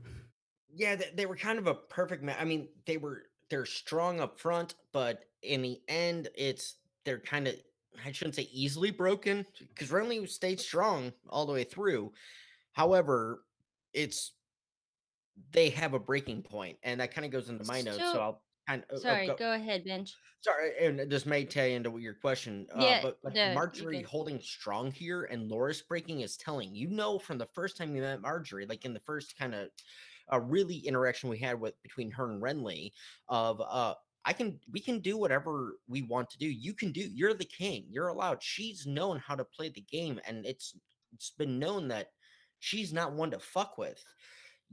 And so her holding true, like following in her grandmother's footsteps of, you're not going to break me, and I'm going to hold my brother to make sure he doesn't fucking break. That's really telling, because the Night of the Flowers, even like Jaime Lannister has said that he would be one that would be a good fight in prime kind of thing. And that might be a book thing, but in prime, Jaime Lannister and Loras Tyrell would be an excellent fight. But she's seeing their resolve in the personal struggles in this kind of thing. It's very telling, and I love this scene. It's very well done. And the High Sparrow with Marjorie, it's awesome. Go ahead.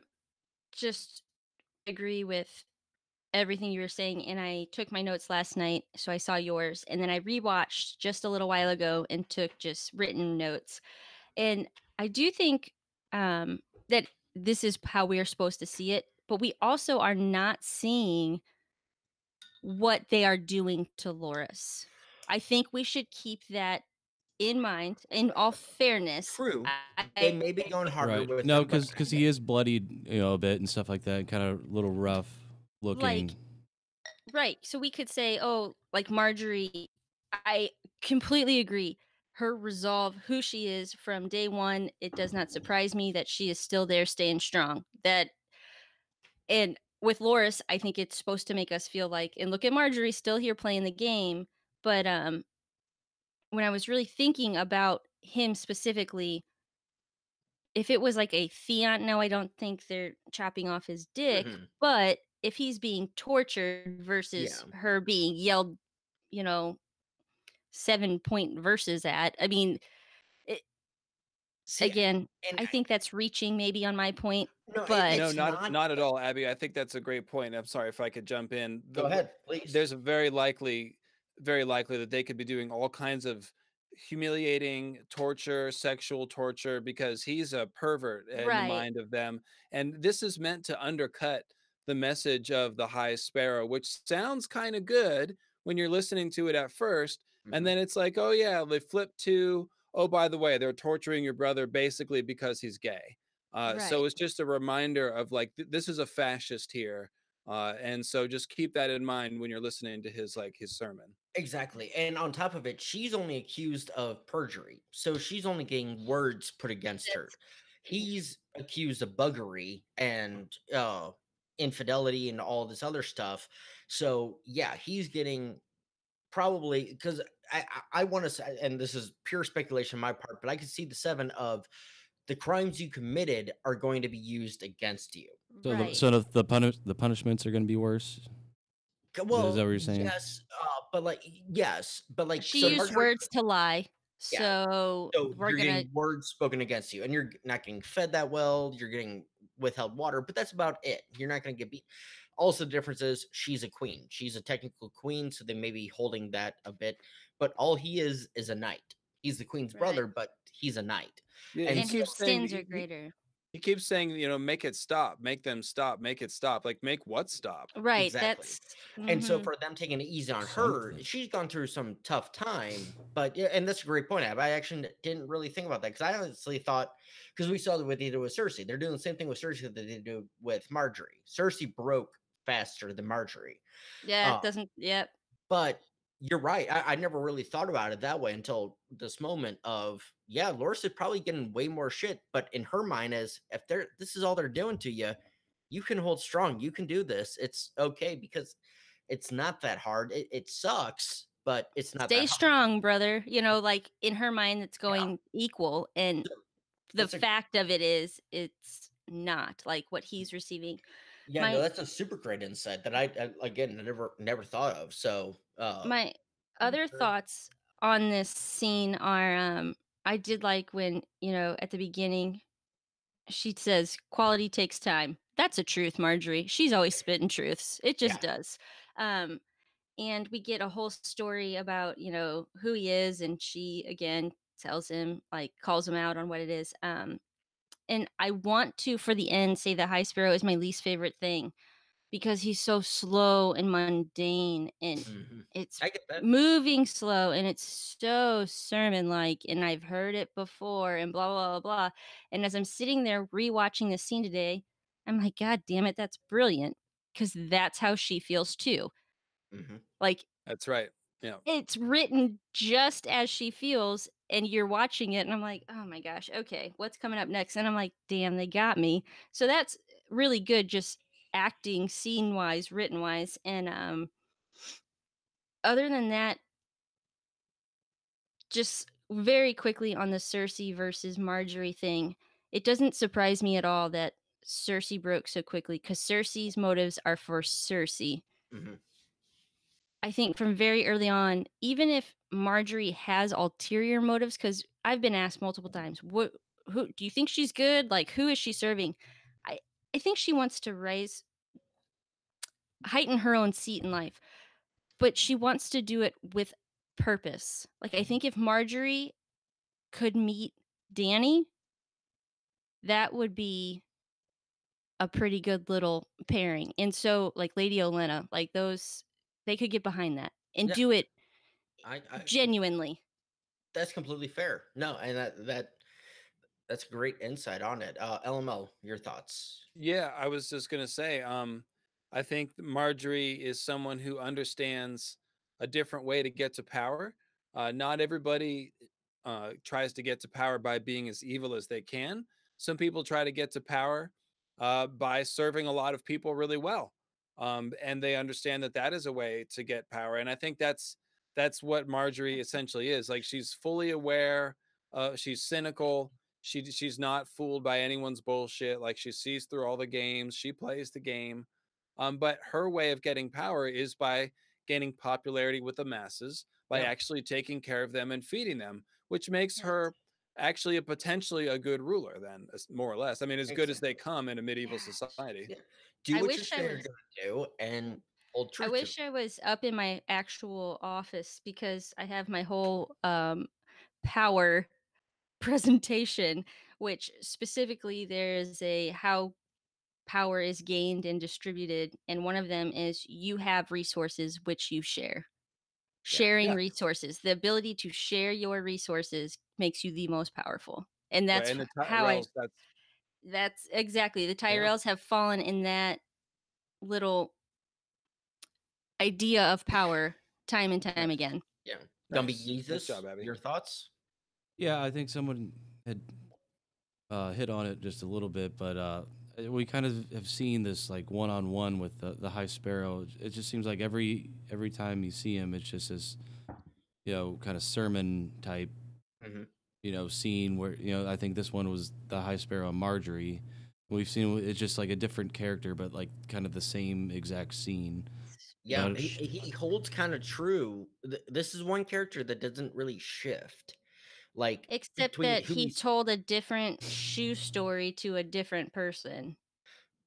Wait, say that again. Say the first part of that again. He told a different shoe story. He said that he gave them to somebody who needed, and today he walked out and just left his shoes there. Oh, really? Good, yes. Good catch. Oh, it's a great catch. Good catch. I didn't even catch that. No, so when funny. he's when he's talking to Cersei, talking to Cersei, that's what I was like. You already told me you lost your shoes, or you gave your shoes away, and now you just walked out without them. Bullshit. Okay, nice. So you're this great. I don't know. It just hysterical. questions. Well, him. one day I walked on water actually, and my shoes fell, but I didn't, and so now I don't have shoes. No, that's a great catch. Oh my god, like because I do remember talking to Cersei. She's like, "Why didn't you wear shoes?" She's like, "He's like, one day somebody needed shoes, and I gave him shoes." And so, I mean, in fairness, he did give people shoes. He went into his backstory. He just walked away. Yeah, without the shoes on. Yeah, because it sounded earlier like he gave them off his feet to somebody who needed them more, is what I think he says. Like, I gave them to somebody who needed them more. And I don't know. No, I give you full credit. That's an awesome fucking catch. Because I thought it was another time too, but I don't think so. I think it's just those two times that I'm like, dude, you already told me about your shoes. Yeah, but that's an awesome catch. I'm not even gonna lie. I didn't even think about that. So with it, I do like the backstory of the Sparrow. I don't know if I believe him. He's a cowboy. Yeah, I mean, I don't know. I'm gonna be honest. Just from my perspective and the knowledge that I have, I don't know if I believe him. But right, like he's running some big scam or something like that. I can't say that he's never not been genuine in his discussions. That's why the shoe thing really hit me, because I was like, up until this point, I really did think he was just this like pious. super, like really just not getting any other of the worldly things going on and right and just and whatever. But then with this shoe thing, I'm like, dude, what are okay? I don't know. That's no, but Ab, that's an awesome catch on that. So I give you credit, and it's I vote fraud as well. Yeah, I mean, actually, from that Ab, I'm on it. I'm on fraud. Although I don't care, because he's a fascist first, and so that's the immediate threat. You can't really stop to question the sincerity. I have other thoughts that I cannot discuss around Abby. So I just don't think it's right and just to imprison people and withhold food. So no, it's not. So therefore, you should be imprisoning yourself. I agree. I don't like them. You're done. So burn them with fire. Luke, are you good on your thoughts? I know you weren't in on the discussion too much, but I trust you guys were amazing. All right, it was a good conversation. It sounded like it. You guys were listen back to it. I'll check it out when I edit. Well, Luke, you missed the patch face helmet and everything. Oh, son of a! Great. All right, I'm just gonna rewind the live No, stream. I'm kidding. You didn't miss it. You didn't. Let's rewind the live stream. But I think we're It's ready. right to go. there. Yeah, It's right there. let's move on. All right, let's go on to. So we're on the second scene at King's Landing. Yep. Where we have Cersei, Tommen, GMP, who is Grand Maester Pycelle, Jaime, Kevin McLannister, and Olenna Tyrell. Sexy swimming in Westeros. Tommen is counseled by the Maester and confides in his mother about Marjorie being made to walk. Olenna will not stand for, and Kevin will stand down for it. Yeah. Hey, can we call him ODP, Old Dirty Pycelle? Old Dirty Pycelle. Oh yeah. We might have a new. Yep. It looks Old Dirty like Pycelle, just the acronym.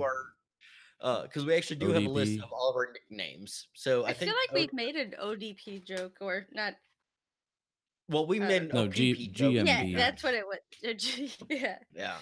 The acronym is there, but Yeah. just yeah, a you know different. it. So Luke, okay for me to start on this one? Go for it, Benj. All right. So, and all of this, Lannister's hands stay clean. Their whole game is, oh yeah, Kevin, you're not going to hold up arms to take against the High Sparrow, but Tyrell's you're going to, and we're going to back down. Tyrell's going to be the ones to order it, and then we're going to actually go in and get this. Does nobody see what they're trying to fucking do? And Olenna, I mean, up until this point, I want to say Olenna knows exactly what they're trying to do, but she's like, you know what? It's the best plan we have. But right now, I feel like she's kind of being dumb. She's like, okay, yeah, I want to get my grandchildren. It's like, of the smartest characters in the show, Tywin, Olenna, and Varys. I don't know if anybody else disagrees or if there's somebody else to throw in that mix. Those are the three smartest characters of the show, know how every game is played. But fucking Jaime and Cersei are coming up with this cockamamie plan to, oh, we're going to go get Marjorie and all this. Olenna should know, yeah, they're trying to turn the faith against the Tyrell entirely. But it might work, kind of thing. I don't know. It's a weird thing that just kind of irked me where she was just like, yep, I'm on board. It's very reminiscent in my mind of the Red Wedding, where you said Lannister's hands stay clean. They get what they want. This right here, as a Tywin lover fan club president, is a Tywin stamp of approval mission for sure. He would applaud and be like, damn, I wonder who actually came up with this plan, because if this is Jaime, and we've all been saying, he's a third, this is really Tyrion tactical type thing, tactical. Jaime's growing. This is awesome. If it's Cersei, good job, Cersei. I'll applaud you when you need it.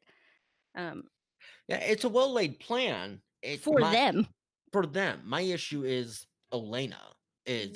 She should be smart enough to maybe hesitate for a second. But so I think it's very much like in her mind, this is not a military move, where at this point for the Lannisters, this is a very strategical move because emotions are taken out of it. It's definitely some strategery going on. So for Olenna, this is a kidnap situation with the ransom. Pay the ransom. And get him out. She's also likely to have a plan within a plan and a backup plan. And who knows, she might be going along just to listen and see what's going on. I mean, you really can't know until she plays her cards. That's fair. We have learned that about Olenna. She plays her cards close to the chest. It just the way as quickly as she jumped onto it. And also the Lannister force is something that she might be trying to use to her advantage too, because that's nothing to sneeze at. That's fair. No, and that's fair. Gumby. Yeah, so we see Kevin McLannister is home alone, so he wants his Lancel back, and I think that's your note. Yeah, he's hoping he gets Lancel back, and I just That seems a little short-sighted. I don't think Lancel has any chance of redeeming, like coming back from where he's at. He seems like That's Kind of too far gone. he has beer bonged to the Kool-Aid. well, he's gonna be there fighting against them while they're killing the Tyrells, and the Tyrells will be killing him. Like, what? Well, that was the whole thing. Like, Lancers are out of it, so the Tyrells are coming in to fight the Sparrows, and the Lancers. Nope, we're out. No. Lancel Lannister is one of the Sparrows. Oh, Yes. I got you. Yeah. Oh, I'm sorry.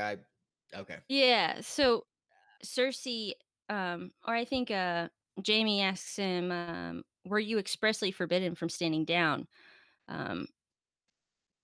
Who took him from you? Don't you like want to watch them die or whatever?" Lancel's gonna be dying in that pit of people. But in Kevin's mind, if he dies at least, then it's done.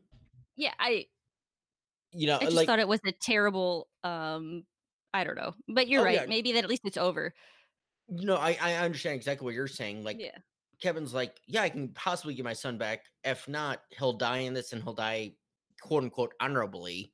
To where, fighting. yeah, it's kind of a win-win for Kevin on that. Either because we don't know if Kevin has another child. Like, LML, I'll defer to you, the kind of more of a historian on this. I don't know if Kevin has other children. I know That's his only son. No, it is his only son, Mm-hmm. but no daughters or anything either. So probably not. I don't think so. Okay, and again, I honestly cannot remember or cannot recall. So if it is his only, then okay, it might be a different story. But I'm not positive. Don't quote me on it, but he definitely doesn't have another son to turn to. yes, and I did believe that. I do believe that Lancel's the only son. I'm not sure about daughters, but at the same time, okay, Kevin's young enough; he could still possibly sire an heir. He had two more sons, Martin and Willem. Well, Willem died from Jamie, right? They both were the children that Karstark killed.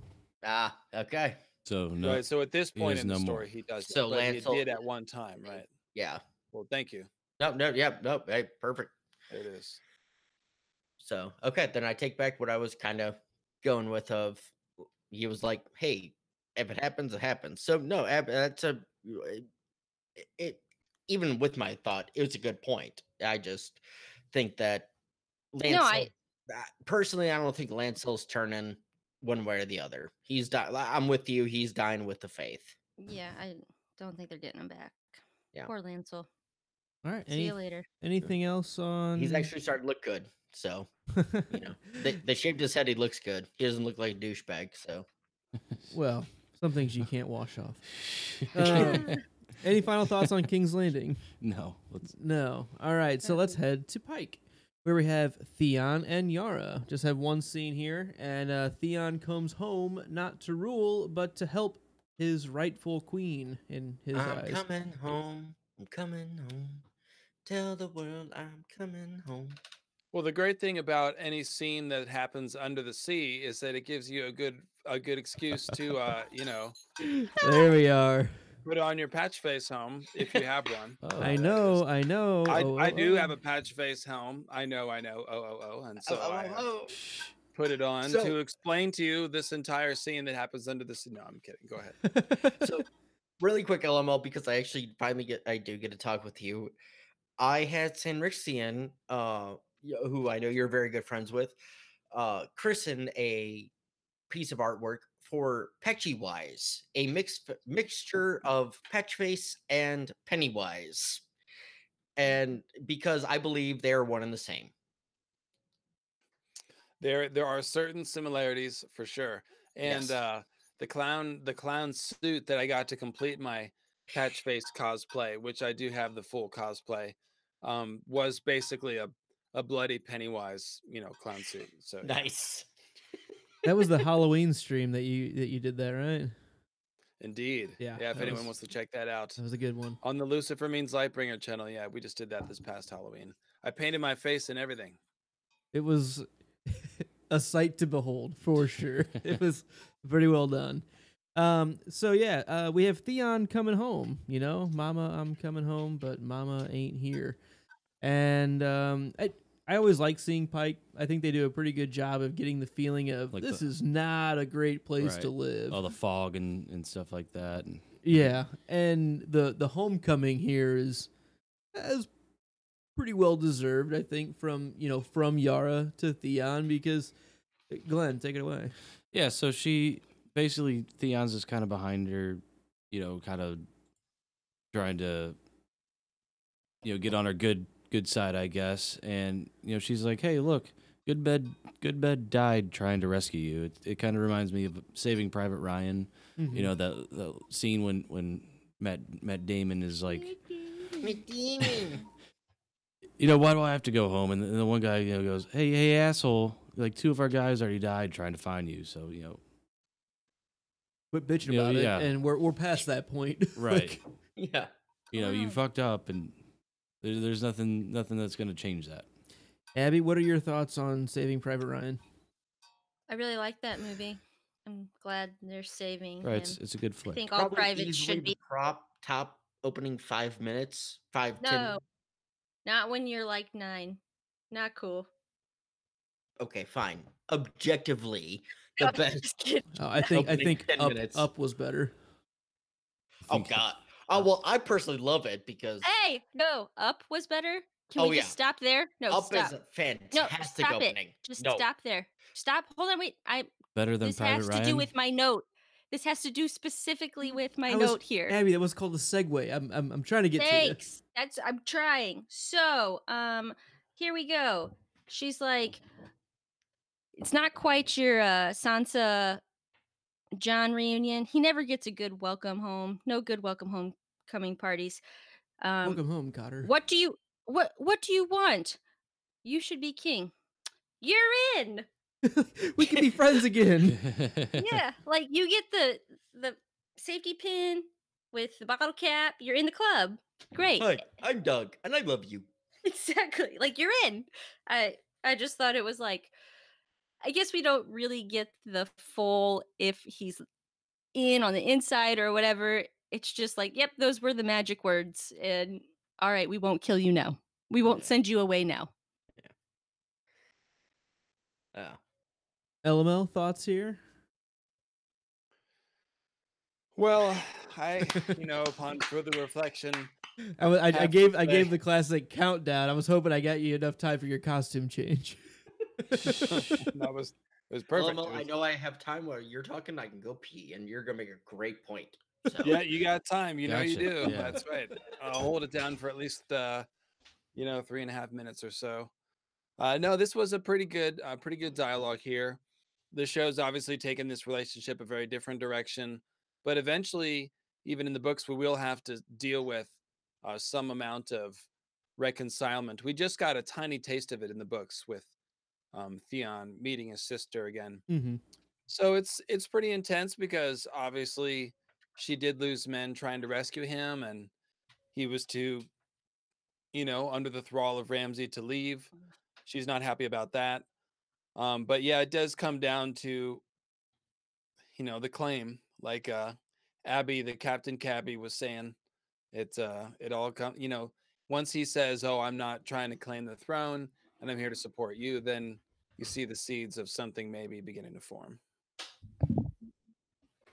Yeah, I think you're totally right. She's definitely pretty cold and opens up pretty quick once those magical words are spoken. And I wonder how much of it comes down to him knowing that he can't produce an heir, so he almost feels like that negates any claim he even has himself to the throne.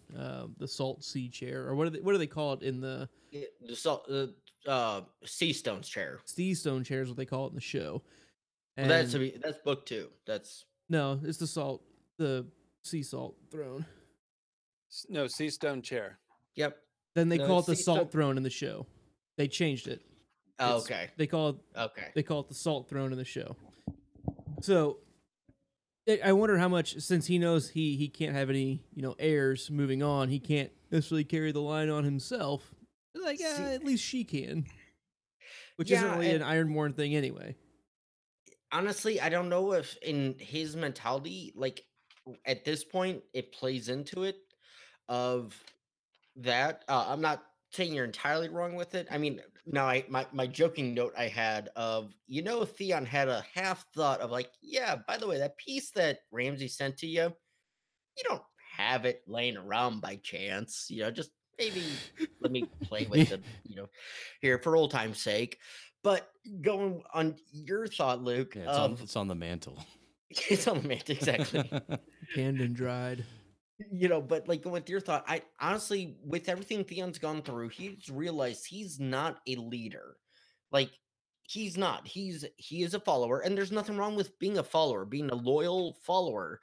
But I think with everything he's gone through with Ramsey, and even before that with Rob, and trying to be a leader for his father, he's not a leader. He's one that I will do whatever I can for the one I'm following, but you put me in charge, that I'm just not that guy.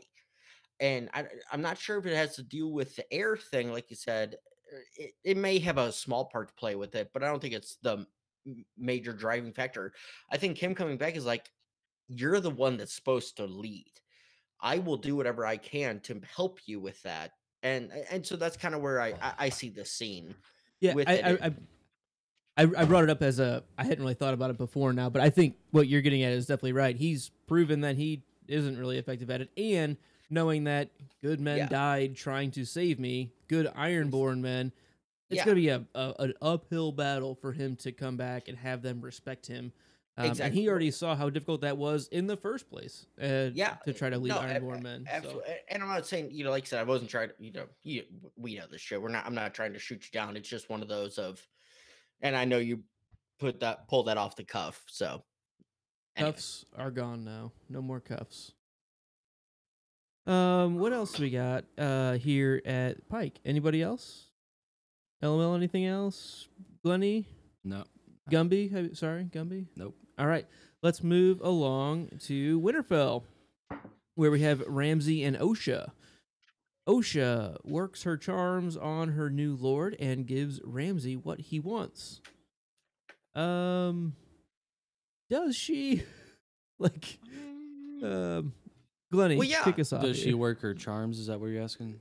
And does she tries. She tries to, and gives Ramsey what he wants. But yeah, I think Ramsey's just kind of one step ahead as she, reaches for the knife, and he already has her kind of stabbed or whatever.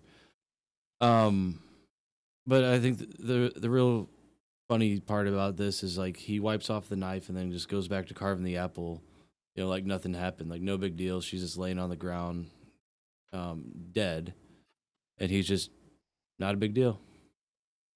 Send her off to the dogs probably or something. Yeah, that's good meat.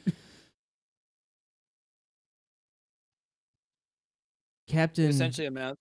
Oh, go for it, Elmo. Sorry if I could jump. Yeah, it essentially amounts to like they're the show's done with Osha, and they want to continue to enhance Ramsey as a psychopath, and it's kind of, I mean, that is Ramsey's character. Instead of just having someone killed or imprisoned, he finds a sadistic way to toy with them and then kill them, just because it's fun. And so there's a little bit of a thrill for him because he left a knife out on the table for her to grab, but all the while he had another knife and was never going to let her, win. But he knew she would try, and so he made a game out of it, essentially. So it's almost like a Batman villain or something, It's like, I have constructed an elaborate trap from which you cannot escape, and if you don't, the sharks will eat you. Batman. Oh. Very good, Batman. And that's kind of exactly why, because I do the scene breakdowns for the show, and so that's why I put, and she gives Ramsey what he wants. He wanted her to try to kill him because he knew exactly who she was and what she did with Theon. He knew he the already ruse. knows.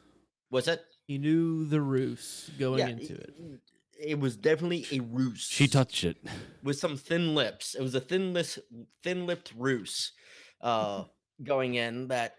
And my note with it is, like, honestly, did any of us seeing this go any other direction? Abby, honest question. Because you had called it out last time. Like, you had said, or maybe I'm thinking your tweet that you were like, yeah, Usha's done. No. So I had messaged you guys in our Slack channels. That's right. Yeah. I just finished watching episode 4. Pissed. Not really pissed.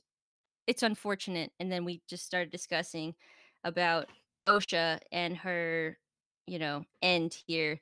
I just really like OSHA, so it's just, Yeah. sad like that she's going to go out this way, but is it Fucking wild surprising? fox.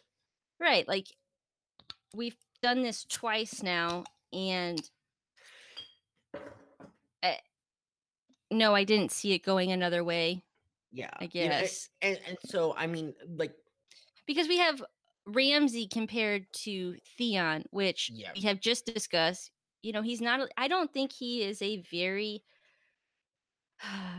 just solid person. He's very much has never been set.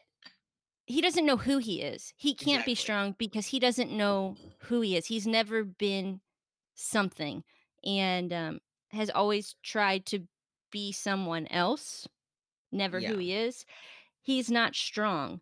No. Ramsey, for whether I like him, dislike him, he knows who he is. Like, and he's a strong character, and he got everything out of Theon. So does it surprise me? No. Do I wish it was different because I think OSHA was a badass? I wish she could have overcome it, but I did too. sucks. And my thing is, she underestimated the northern men, because I want to say, and I'm not trying to be sexist or anything, she thought she had one for the southern men. She had one quiver in her arrow.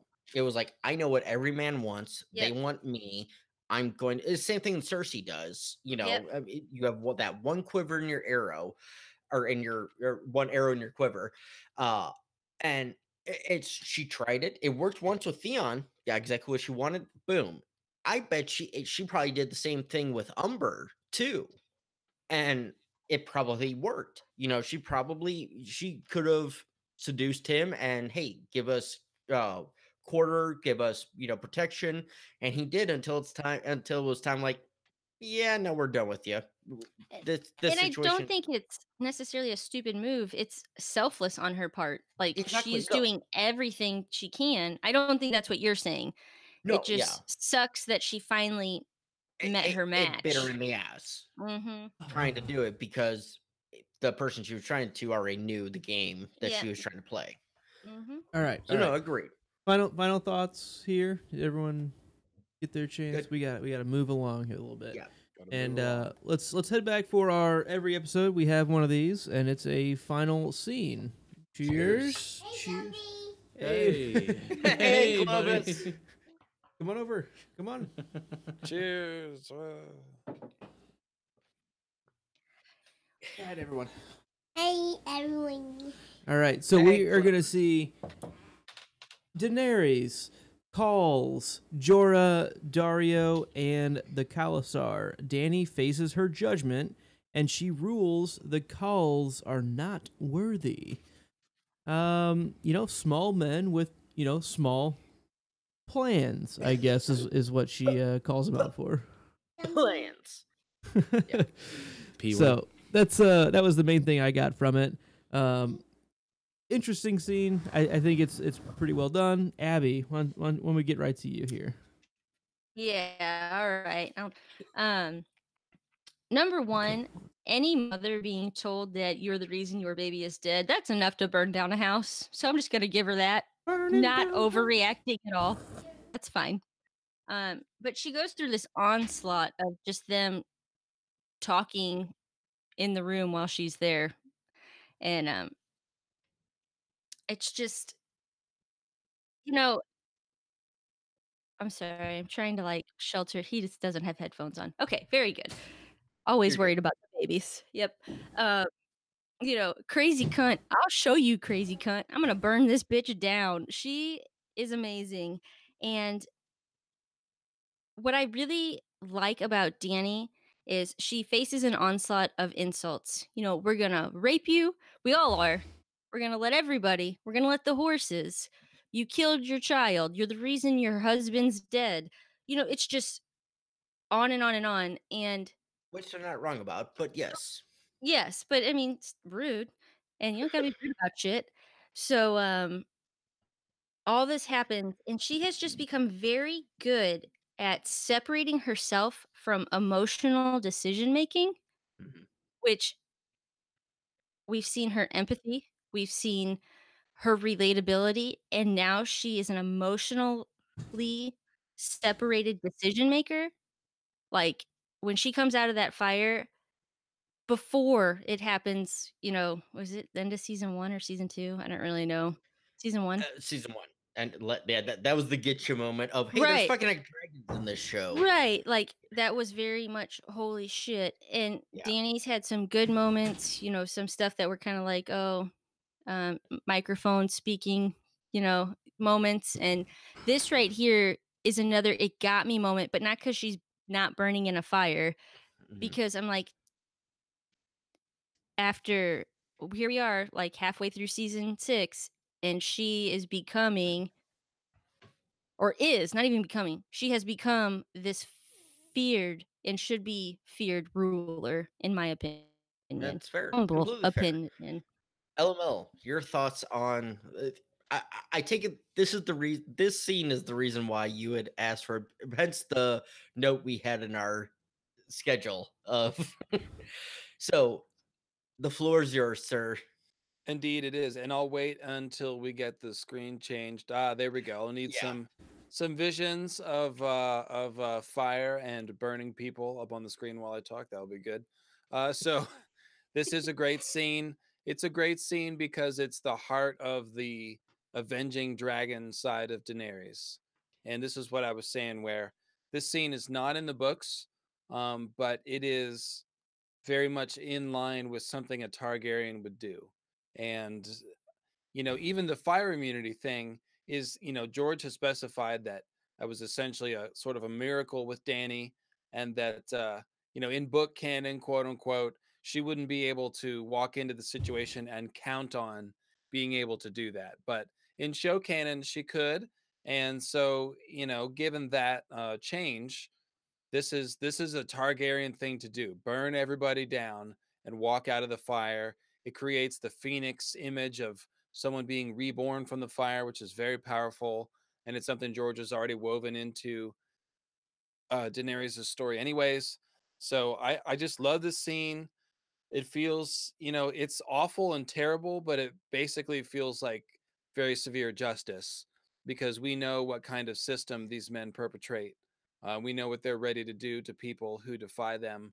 We just saw it, and we've seen both sides of this. And this is, yeah, it's powerful. Like the music, the ba-dun, ba-dun, and she's like tipping over the brazier and stuff. I mean, I was just so excited when I saw this the first time. It was one of my favorite episodes ever, and it's about as excited as you can get for one person burning 20 people alive on a TV show. So, Right.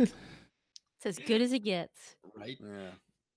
Glenny? Yeah, so this is kind of the reason why I think a lot of schools and different places have these fire drills, because you're gonna need to have an escape plan, and you see like this play out where a fire happens and all these guys and everybody's just kind of shit out of luck, trying to get out and like banging on doors, and like you need to have a plan to get out, and no one's like kind of trying to break anything down or anything like that. They're just kind of sitting ducks. Yeah, and no one's stopping, dropping, and or rolling. Let's start there. Stopping, dropping, and or saved open everyone. up shopping. turn around, Well, open up in shopping. fairness, I think there were a few twitching on the ground.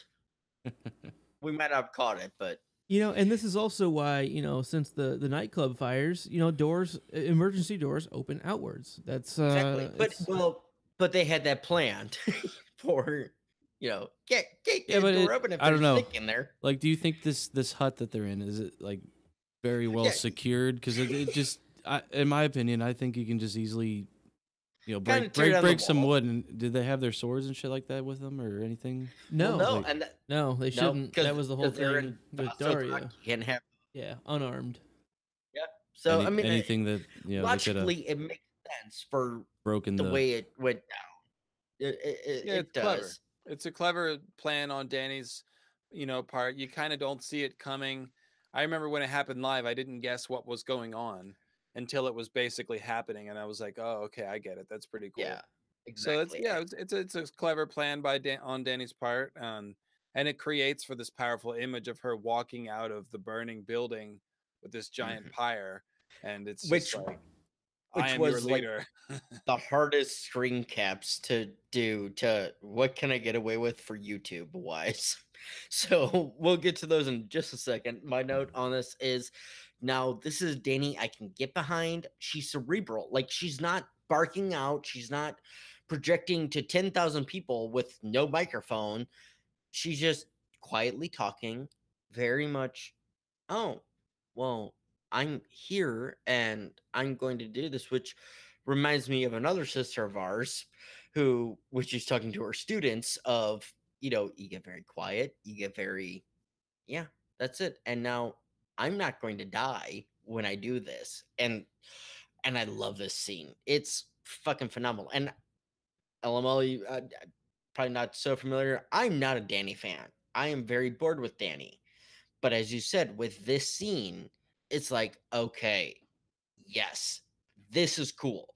This is very well done, perfectly executed of, hey, I'm not here to fuck around. I'm going to kill you motherfuckers.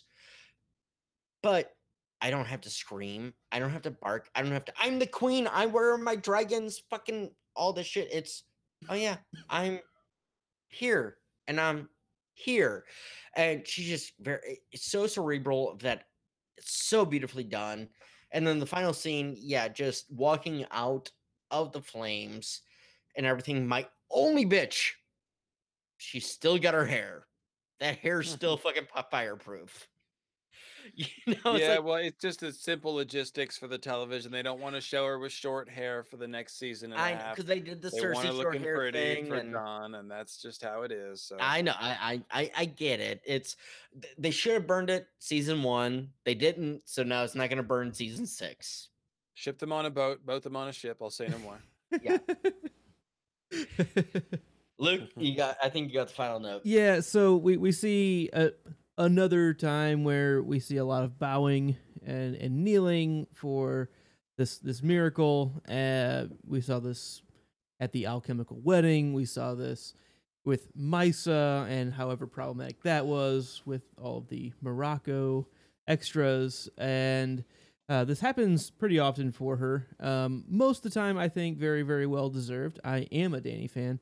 The thing that I took away from the end of this scene was Jorah and Dari 2.0 walking up to the front to make sure you see us kneeling too, Khaleesi. Like, get the fuck out of here. Like, no. Like, just no. I for some reason that bothered me this time. I was like, you're not better than these other people. Fuck you. Just me, I guess. That's fine. Or Benji's, you're muted. God, yeah, no, I'm saying I completely agree with you because it's one that No, just you. they were in on the plan. They knew what was going on. If anything, they should have stood to the side. They took the hut. guards out in front to lock everyone in. Yeah, they should have they locked stood the doors. around and kind of stood at the sides, and from the sides maybe knelt, but not walk up from the fucking middle. That makes no. You were at the fucking hut. You closed it. I completely agree with you on that. That's a very misjudged, and yes, it took some editing on these shots. Because don't get me wrong, God. I love these shots. Amelia Clarke, fucking beautiful. Don't get me wrong. I've looked at them for, countless hours, but we can't show them on YouTube. Yeah, my editing was like, I only have a few saved pictures along those lines. I'm keeping the original. Oh god. From All there. right, we're moving. Any All right. final thoughts on the whole thing, the whole shebang? No. All right. Well, we'll get to the whole shebang. Yeah, let's talk about the whole shebang now. Episode title accuracy, Book of the Stranger. I'm actually okay with it because now I think about it, every one is it doesn't make sense to this episode because they only talk about once. But I'm thinking because I know there was one Mother's Mercy. I can't remember the other 2 titles from this season. I want to say almost at least the first. There's 2 of the first 4 that were 7-pointed stars references. If anybody can fact check me on what was, I think, 1 and 3, for title names, but I'm okay with Book of the Stranger because it was referenced at one point. And many people were killed for the stranger. It is what it is. They mention it once. Sure. Yep. That's how a lot of these have been. Hey, it was mentioned. Let's use it, because we had Oathkeeper, we had Oathbreaker, we had Home, and The Red Woman were the episode titles this season. Oh, I think 510 was Mother's Mercy. It was. Okay. I don't know. So, I thought it was fairly weak compared to all of the other major themes that we got in this episode. I thought it didn't touch on those at all. It really just kind of focuses on the Marjorie High Sparrow scene, which was a good scene. I thought both actors did a really good job on that, but that definitely Grass wasn't on the Fire major. would be better. That would have been better. Yeah. They should call you next time. Exactly. So description accuracy. Tyrion strikes a deal. He presents a deal, at least. Yeah. Jorah and Dario undertake a difficult task. Didn't seem like it was all that difficult for them, personally. They found it. Jorah knew what was going on. It's close enough. They took on a task. Jaime and Cersei try to improve their situation. They're always doing that. They were Lannisters this episode. Yeah. Abby, you're muted. Just make sure if you were saying anything there. Oh, I just said it was daily life. Yeah. As a Lannister. A day in the life with the Lannisters. Flame Retardant Hair would have been a better good name for this episode. All right, so let's get to our least favorite things. Glennie, what was your least favorite thing this episode? Probably the King's Landing stuff. Yeah. Anything in particular, or just the? I don't know. I just don't really care for it. Like I think like the High Sparrow stuff and all that. I don't know, just kind of boring. Okay. Benj. So originally I had nothing. Like, this was going to be the first episode where I was like, there's literally nothing in this episode that I can bitch about. No, but after talking with you guys, the Jorah Dario scene walk up, it just doesn't feel right. It's not needed. So yeah, that's my least favorite. Abs. I'm just that OSHA's gone.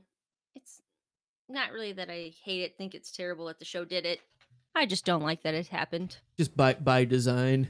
By design. Yep. LML, least favorite thing? Yeah, probably the Jorah Dario stuff.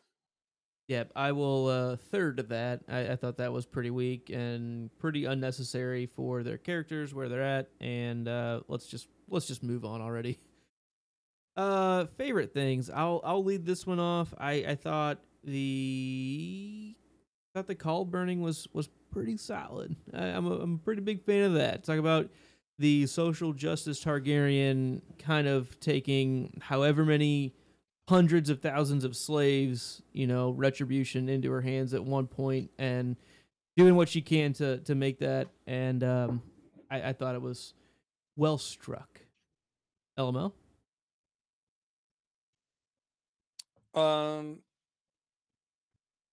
I'm sorry, I got distracted by the chat. So say that again. Just your favorite thing this episode. Oh, favorite thing. Yeah, no, definitely the last scene. I mean, there was a lot of high points. Definitely a strong episode overall. But yeah, for sure the last scene. Benj. So I'm giving an honorable mention to the burn it down, Cal last scene. That's what I had until literally yesterday when the come and see thing came out. And I found like the connection. I put that together, and that's just fucking awesome. That one, when I heard it and I started putting it together, it was like, well done, fucking good. So yeah, the letter from Ramsay to John, that one is my favorite now, with the burn it down being number 2. Abby. I'm gonna go with Sansa and Rob. A nice warm reunion. Sorry, Glenn. Damn I it. was hoping he'd go to you first. I was really hoping. Hey Gumby, what was your favorite thing? This episode? My favorite episode is when Gumby came in and he was Save the day. Yeah, he saved the day.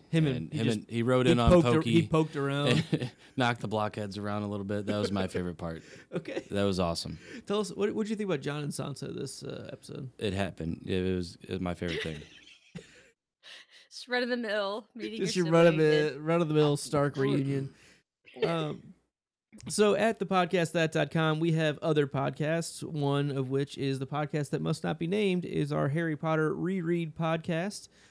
We actually are just going through Goblet of Fire, book 4, and there's a lot of similar things going on in that book right now that where we're at compared to what Danny is going through with the freeing of slaves and Hermione's social justice of getting to her viewpoint of the society for the promotion of elvish welfare, and I think it's there's a lot of good similarities on how do you free a society of slaves that don't necessarily realize and or want freedom. It's a tough situation, and it's a really solid topic, and both stories touch on it. So you can learn more about that show on thepodcastthat.com.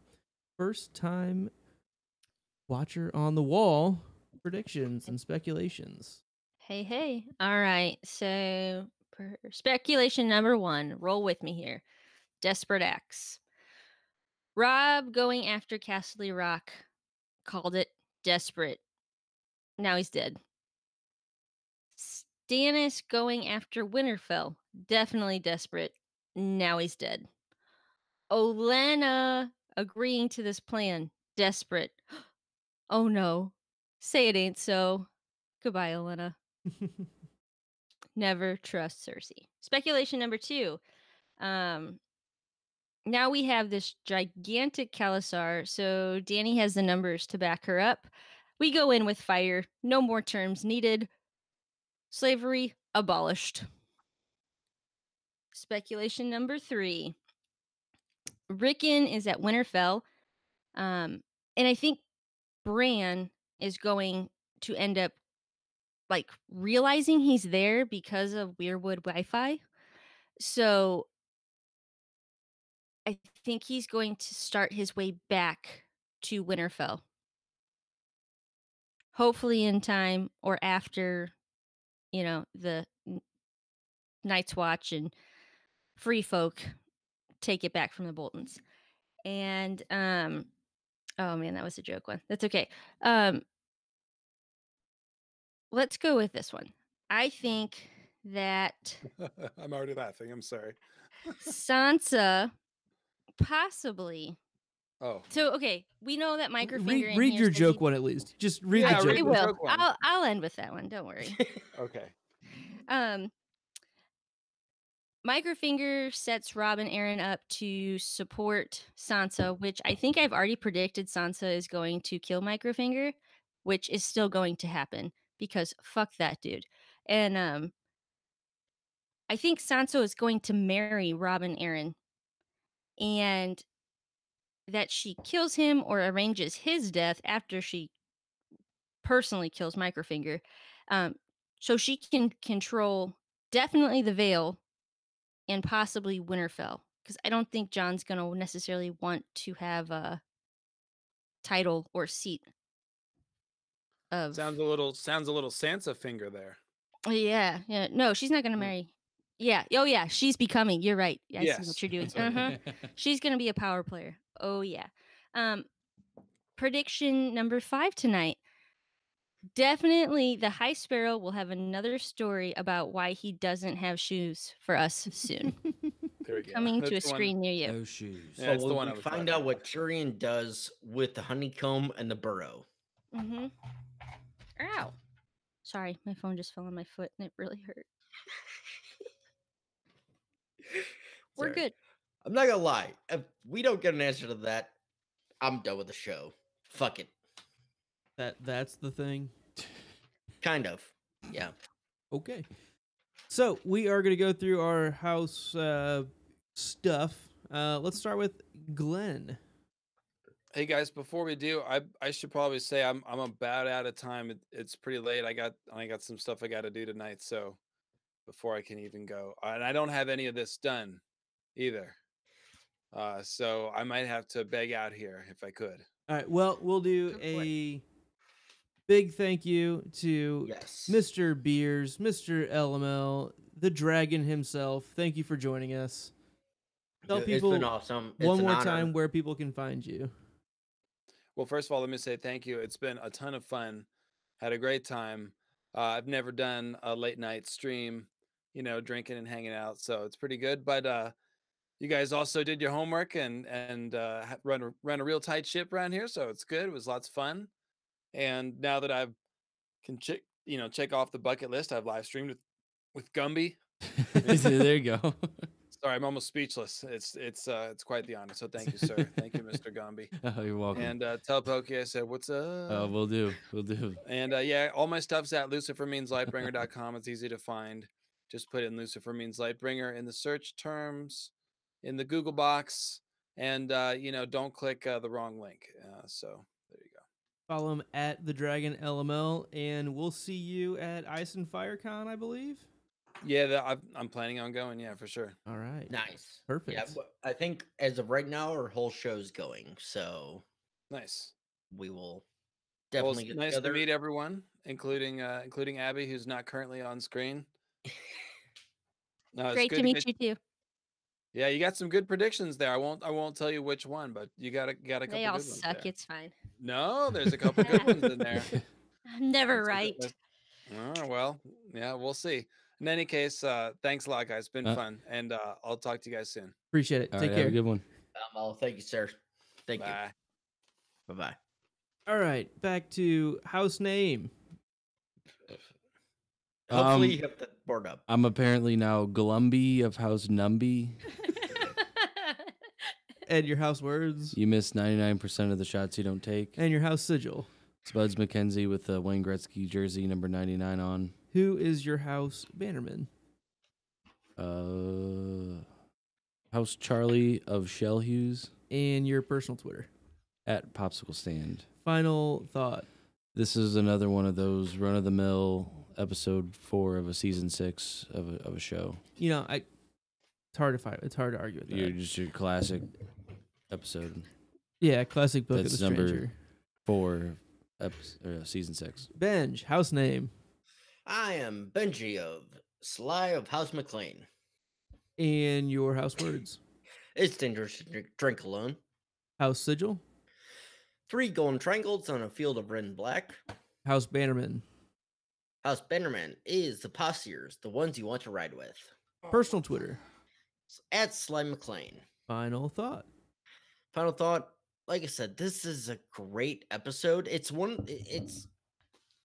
that a lot of people, I shouldn't say a lot of people undercut. They don't think about this one. There's nothing wrong with this episode.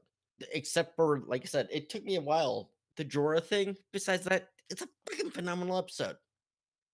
Season 6 fucking kills it. Abby, house name. Gertie of House Condescension. House words. We don't quit. House sigil. A field of white with a raven sitting upon a black up-pointed chevron. Your house bannerman. That would be House Wahlberg of Wahlburgers. And your personal Twitter. It's at Go Home Gertie. Final thought. Super good, yo. All right. And I am Lucan of House Blackmead. Our house words are ours is the drink. Our house sigil is an obsidian black chalice on a gold and blue checky background.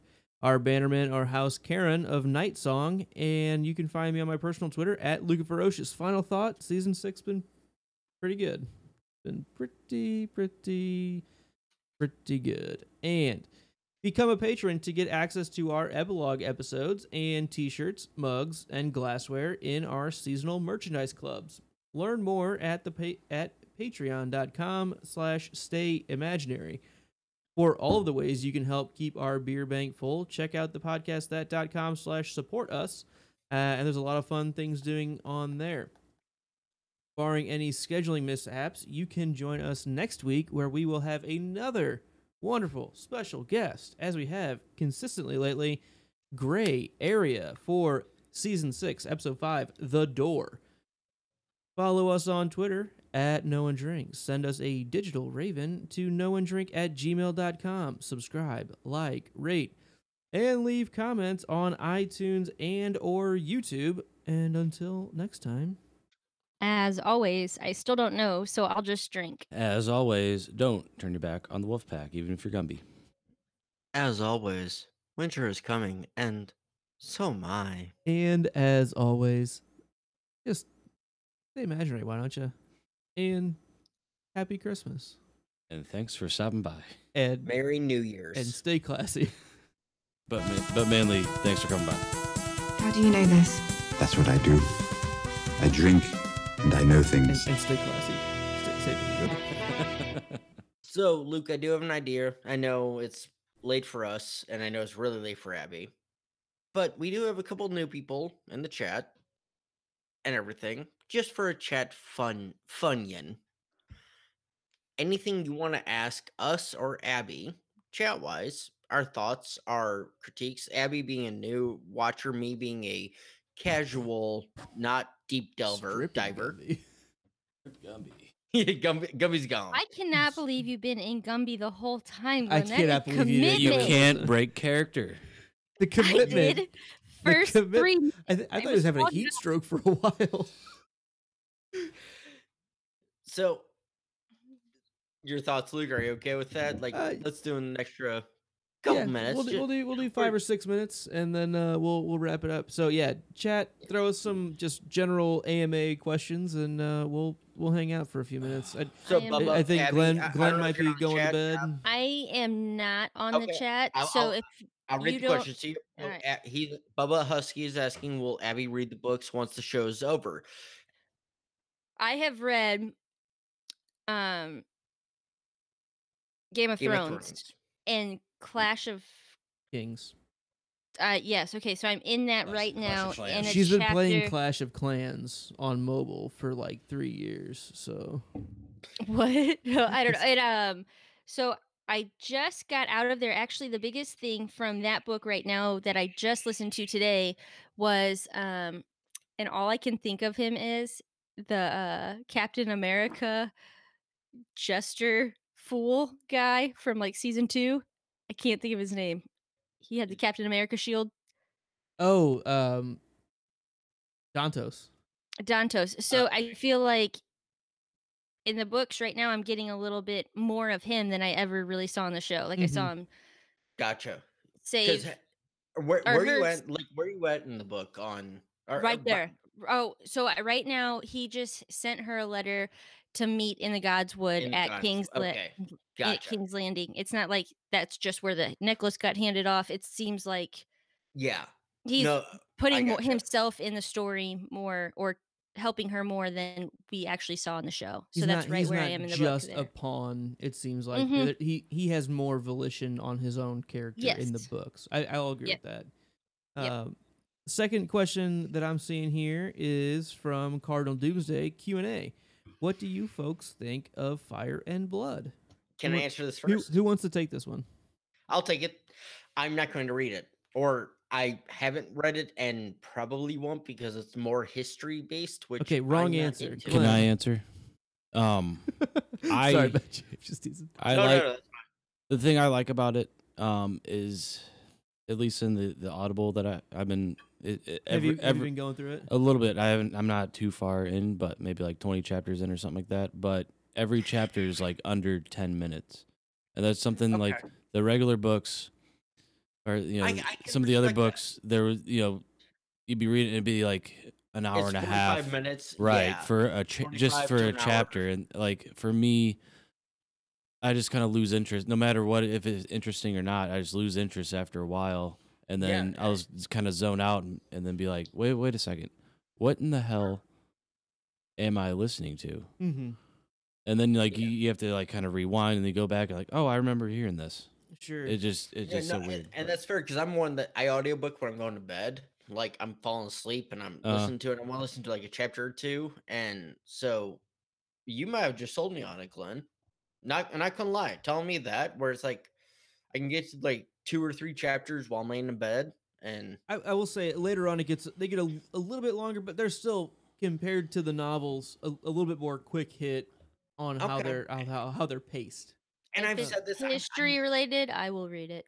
Yeah, See, and Abby, I'm the you exact are going to opposite. end up Like, if it's liking history it. related, I know I don't this. give a shit. I want to know what's going on now, not what happened. Well, see, in my coming from my unique perspective, so I get that a lot of people were show watchers, but if you fell in love with the show like I have, in at least my capacity, I've done it with other shows or books or movies. I've seen a movie or a show, and I'm like, I'm going to read that book, and I read everything and I get all the history and I get everything. So right now I feel so starved. Like I want to go out and find, I know there's fan theories. I know there's like, and it's killing me. When is April? So basically you have, if the timing is right, you have about a week to 10 days from when we end our podcast to when new season airs to get everything.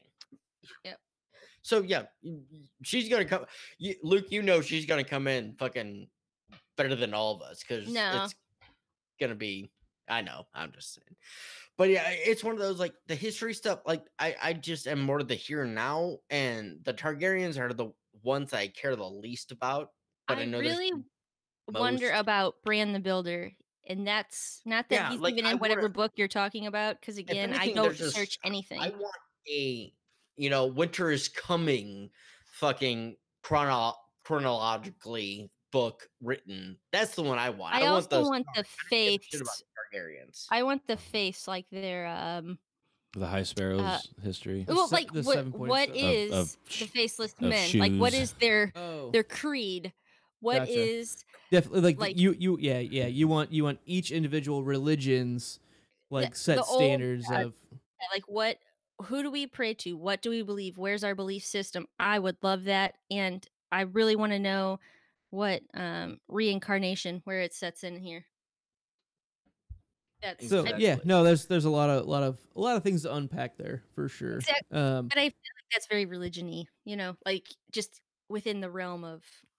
So as the one who has completed Fire and Blood, I really liked it. I also really liked the world book. So it was a lot of this. There are definitely parts where it's like I have heard this almost word for word because this is really an expansion on the extra material that was written during the world book. And the world book was like what 300,000 words, and there was another 200,000 words written for. No, it was like 80,000, and it was originally supposed to be like 80 or 120,000, and he wrote an extra 160 or 200. Wow! Regardless of the specific numbers, he wrote a shit ton about the Targaryens, and was like, "This is way bigger than what the illustrator is going to be able to do for the World of Ice and Fire book." And I think so they decided, hey, we're going to split it here and go because I haven't read the world book either. Or you're missing out. Yeah, I'm missing out. It's good stuff.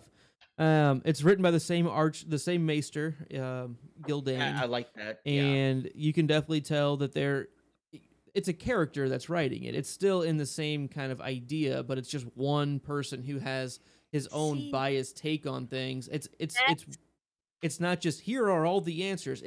This is what this maester's perspective is on it. So it's faulted at times. It's not all 100% accurate.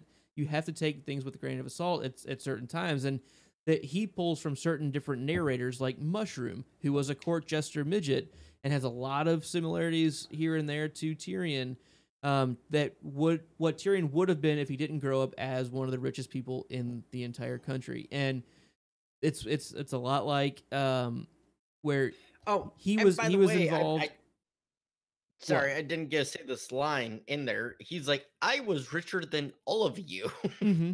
Yeah. In tonight's episode. Sorry, it was one that you said that. The one that got away. Yeah, so like the maester that's writing these histories is pulling from other texts within the history. There's one that's called The True Telling of the Dance of Dragons, and I mean a book that's actually by Archmaester Munkin, I believe, or Grandmaster Munkin, who's just a fun name to say that we call it. Almost like monkey. And I mean the title of it is The True Telling, so it's like it's probably still missing things and was written like years after the actual Dance of Dragons. So it's the thing that I really like about it is it's a lot like actual history is written. It's just wrong a lot of the times, and then you get new information and you're like, oh, we were all taught incorrectly. Slanted. And here's the thing, like, again, because there's always going to be the comparison between Game of Thrones and Lord of the Rings, all that, and Tolkien had a huge history developed behind it, but it wasn't that big. The what's the word? Symbology. No, Luke knows I wasn't listening. Symbolism. The Tolkien history. Silmarillion. There we go. It went into it, and I've never read it, so I can't really say I know anything about it. I'm not gonna lie. But Martin at least breaks it down, and he has been breaking it down for the common reader. Like, if I wanted to go back and read that, like, I'm the dumbest guy that's kind of smart with Song of Ice and Fire. I call that out. I get it, but I'm just not willing to delve deep into it. But he gives me that. The Silmarillion, you have to be fucking dedicated to read that. It is not the easiest read. This is a lot easier to get into. But Fire and Blood and the World Book, because he does have help with it too, but it's one of those of it makes sense. It works, everything in there, and you can read it. If I wanted to, I could. Again, my brain waves just don't want me to fucking do it. Because I don't delve into it, but I love the knowledge of it, if that makes sense. So to kind of combine the two first questions that we have here, what has Abby read, and basically leading into what will she read coming up? There's been a lot of talk in the chat about reading Dunk and Egg. So I think I've read almost all of the things that are in the Westeros story. I've read Princess of the Queen. I've read, I think I've got almost all of them now. And Dunk and Egg is easily approachable. It's something it's very enjoyable. It reads completely differently. Harry Lloyd, who played Viserys Targaryen, is actually the narrator on the audiobook and fucking kills it. He's awesome. He does a really, really good job and brings a lot of life to a lot of characters. Winter and so just Lloyd Christmas. Harry Lloyd Christmas does the narration. But so obviously after we finish season 8, what's the show our Drinks and Nose Things podcast gonna do? And we're definitely gonna take a little time off. Take a nap, I think. We love you. We'll still be around. Yeah, we'll still be around. But we will take a short-ish break, and then we'll start talking about which books to get into next. It might be the main series. We're not going to go chapter by chapter because that's just a long commitment. A long time. It could maybe start with, hey, let's do some of the supplemental stuff first, and then we have a lot to figure out, but we'll be back. I put the question out to the chat for one last question, and looks like we're getting Lord of the Rings talk, which I'm all for. I'll talk Lord of the Rings all day. So, like the difference between The Hobbit and Lord of the Rings. The Hobbit fucking rules. Book-wise, I read that, loved it, fucking phenomenal. It's fine. Lord of the Rings, I literally made it audiobooking to halfway through Two Towers. You need a better narrator. So you got through the one tower, but you didn't get through the second one. The first tower was cool. Rob Inglis does the narration, and it's from 1993. I'm saying the narrator for the audiobook is very boring. Yeah, that's my point. Fair. And there's a better narrator out there. Get at me. Okay. I have MP3 files for you. All right, I will come over and get them soon. So, but The Hobbit, I did love audiobook wise. The movie Hobbit trilogy, fuck that. It's rough. It was one book fun. that they stretched into 3 movies, incorporating the Silmarillion and all that shit. Fuck that. It should have been one movie. Great. But they tried to money grab. fuck you. Well, they tried Did to make you it the guys prequel. know that the guy who plays Newt Scamander can also sing? He was also in Eddie Les Redmayne. Mis. Yeah, Oh fuck that my guy. Yeah, gosh, that's he why can sing. No, he cannot. He Yes, cannot make a can. different facial feature. I His love facial him. feature is, huh? No, I love him. I fucking hate Eddie Redmayne. I'm not gonna lie. That's the reason why Whatevs. I've been against the Fantastic Beasts and Where to Find Them. And I'll leave Not gonna this: lie. the second Fantastic Beasts, Crimes of Grindelwald, is the best Harry Potter movie that's out there. And we're Is gonna end it? this stream. Bam. I It- haven't seen it, it's- and I'm not gonna. I'm in the vast minority on that, which is a fun Really? oxymoron. That's okay. It is No, the that's it fine. is the best Harry I Potter actually- movie that's out there. So that's The Wizarding actually- J.K. Rowling's Wizarding World, I should say. Yeah, I did like the first Fantastic Beasts. I just hate Eddie Redmayne, but And he I is can my speak- favorite character. and that's Fantastic Quiet. Beasts, And crimes, Russell and Crowe where can where to sing. find them. Crimes Yes, and where to that I find give that, Grindelwald's because- balls. because- Where to Les find Mis. Yeah. crime. All right. yeah. Let's wrap this up. Any final thoughts on the future? I mean, we're halfway through season 6. Abby, are you still enjoying it as a first time watcher? Yeah, I really really like it. I feel like I'm like most of you watchers out there that had to wait like a week for the new release. I'm not having to wait the long time for the seasons to come, so that's really nice and that's worked out for me. Go me. She's going through the fucking populations that we dealt with for 10 Yeah. months within a week period. Right. So it is every week increasingly hard not to hit that next like watch the next episode because it's right there. I own them. So but I will be reading everything whenever I get the green light. Luke's pretty good about giving me, like he's like, "Hey, go through book 2 now cuz now it's safe to do without kind of overloading me getting hyper focused into one thing or another cuz I still got to watch the show." All right. Well, thank you everyone in the chat for hanging out with us. Always a lot of fun. It makes Yes. recording that much more enjoyable. So, Luke, Because can I this is a give real my fucking quick chore to shout-out? hang out with all of us. We know it. Go for it, Bench. So, just on my own personal stuff, sorry. It's I just got approved to now make sure you subscribe to Citadel Trivia, because now every third week I'm going to be hosting to fuck everybody over, because I just like that, and it's one that's fun, and I want you guys to join it and jump in, because my stuff's not that hard, but it's fun. So do that. I know Luke is bouncing around. He's finding every fucking streamer and everything he can to. I was just Bring our on Gray name out there. Area. We did season Yep. 1, episode 8. Streamers so and that was fun. creamers. give There's that shout streamers out. and dreamers You know, out I there. mean, Yeah, so check out Gray Area Season 1, for episode 8, right? Overwatched. What? season 1, episode 8 Yeah, that's what I said. Yep. kind of got cut off. Yeah, you're good.